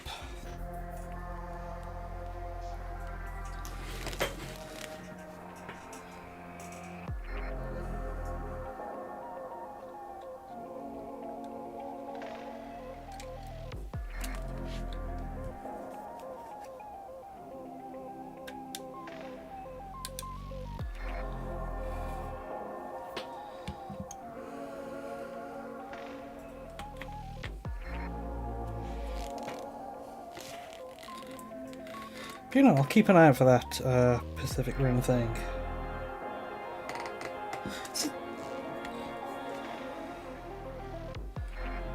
Not sure why there's so much Pacific Rim stuff going on now, but I don't know.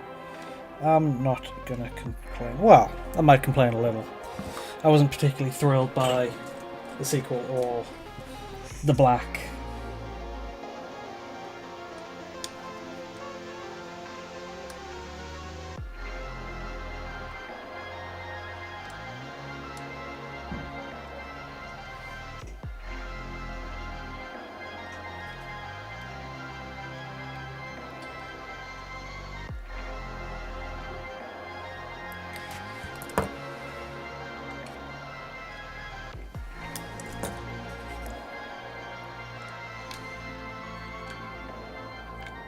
And this is tricky to glue down.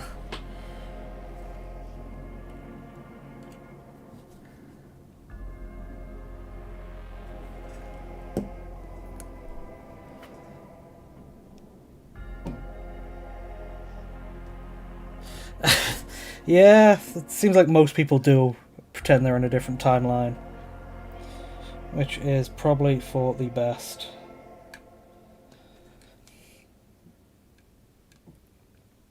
So I have great apprehension whenever they announce something Pacific Rim related and it's not being made by Guillermo del Toro.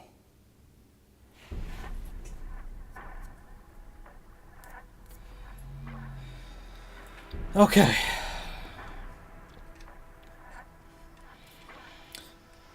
See, I've still got some loose wires, but I will chop those up after they dried a little so I can get like a cleaner cut. Because if you cut them now, they kind of like get squeezed.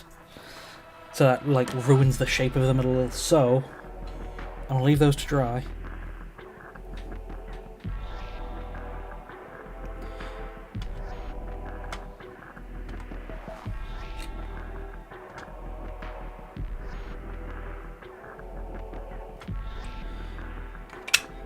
And that is the Tankhead, wired and riveted. So there's only a bit of minor cleanup on that, and then some of the base to do, which I'll be getting on with in the next few days after work while I can. But it's almost time to paint. Can you believe it? Oh, after months of building. But thank you very much for showing up and coming in and hanging out and chatting and everything. I'll be posting more regular updates on Twitter and Instagram as usual. And I'll see if I can fit in an extra painting stream at some point, like next weekend, maybe, but I'm not making any promises because obviously it's the holidays, spending time with family and everything, so I'm not sure I'll be able to get that much in, but I'll let you know. I'll try to give like a day's notice or something. But thank you very much for showing up, and I'll see you guys next stream.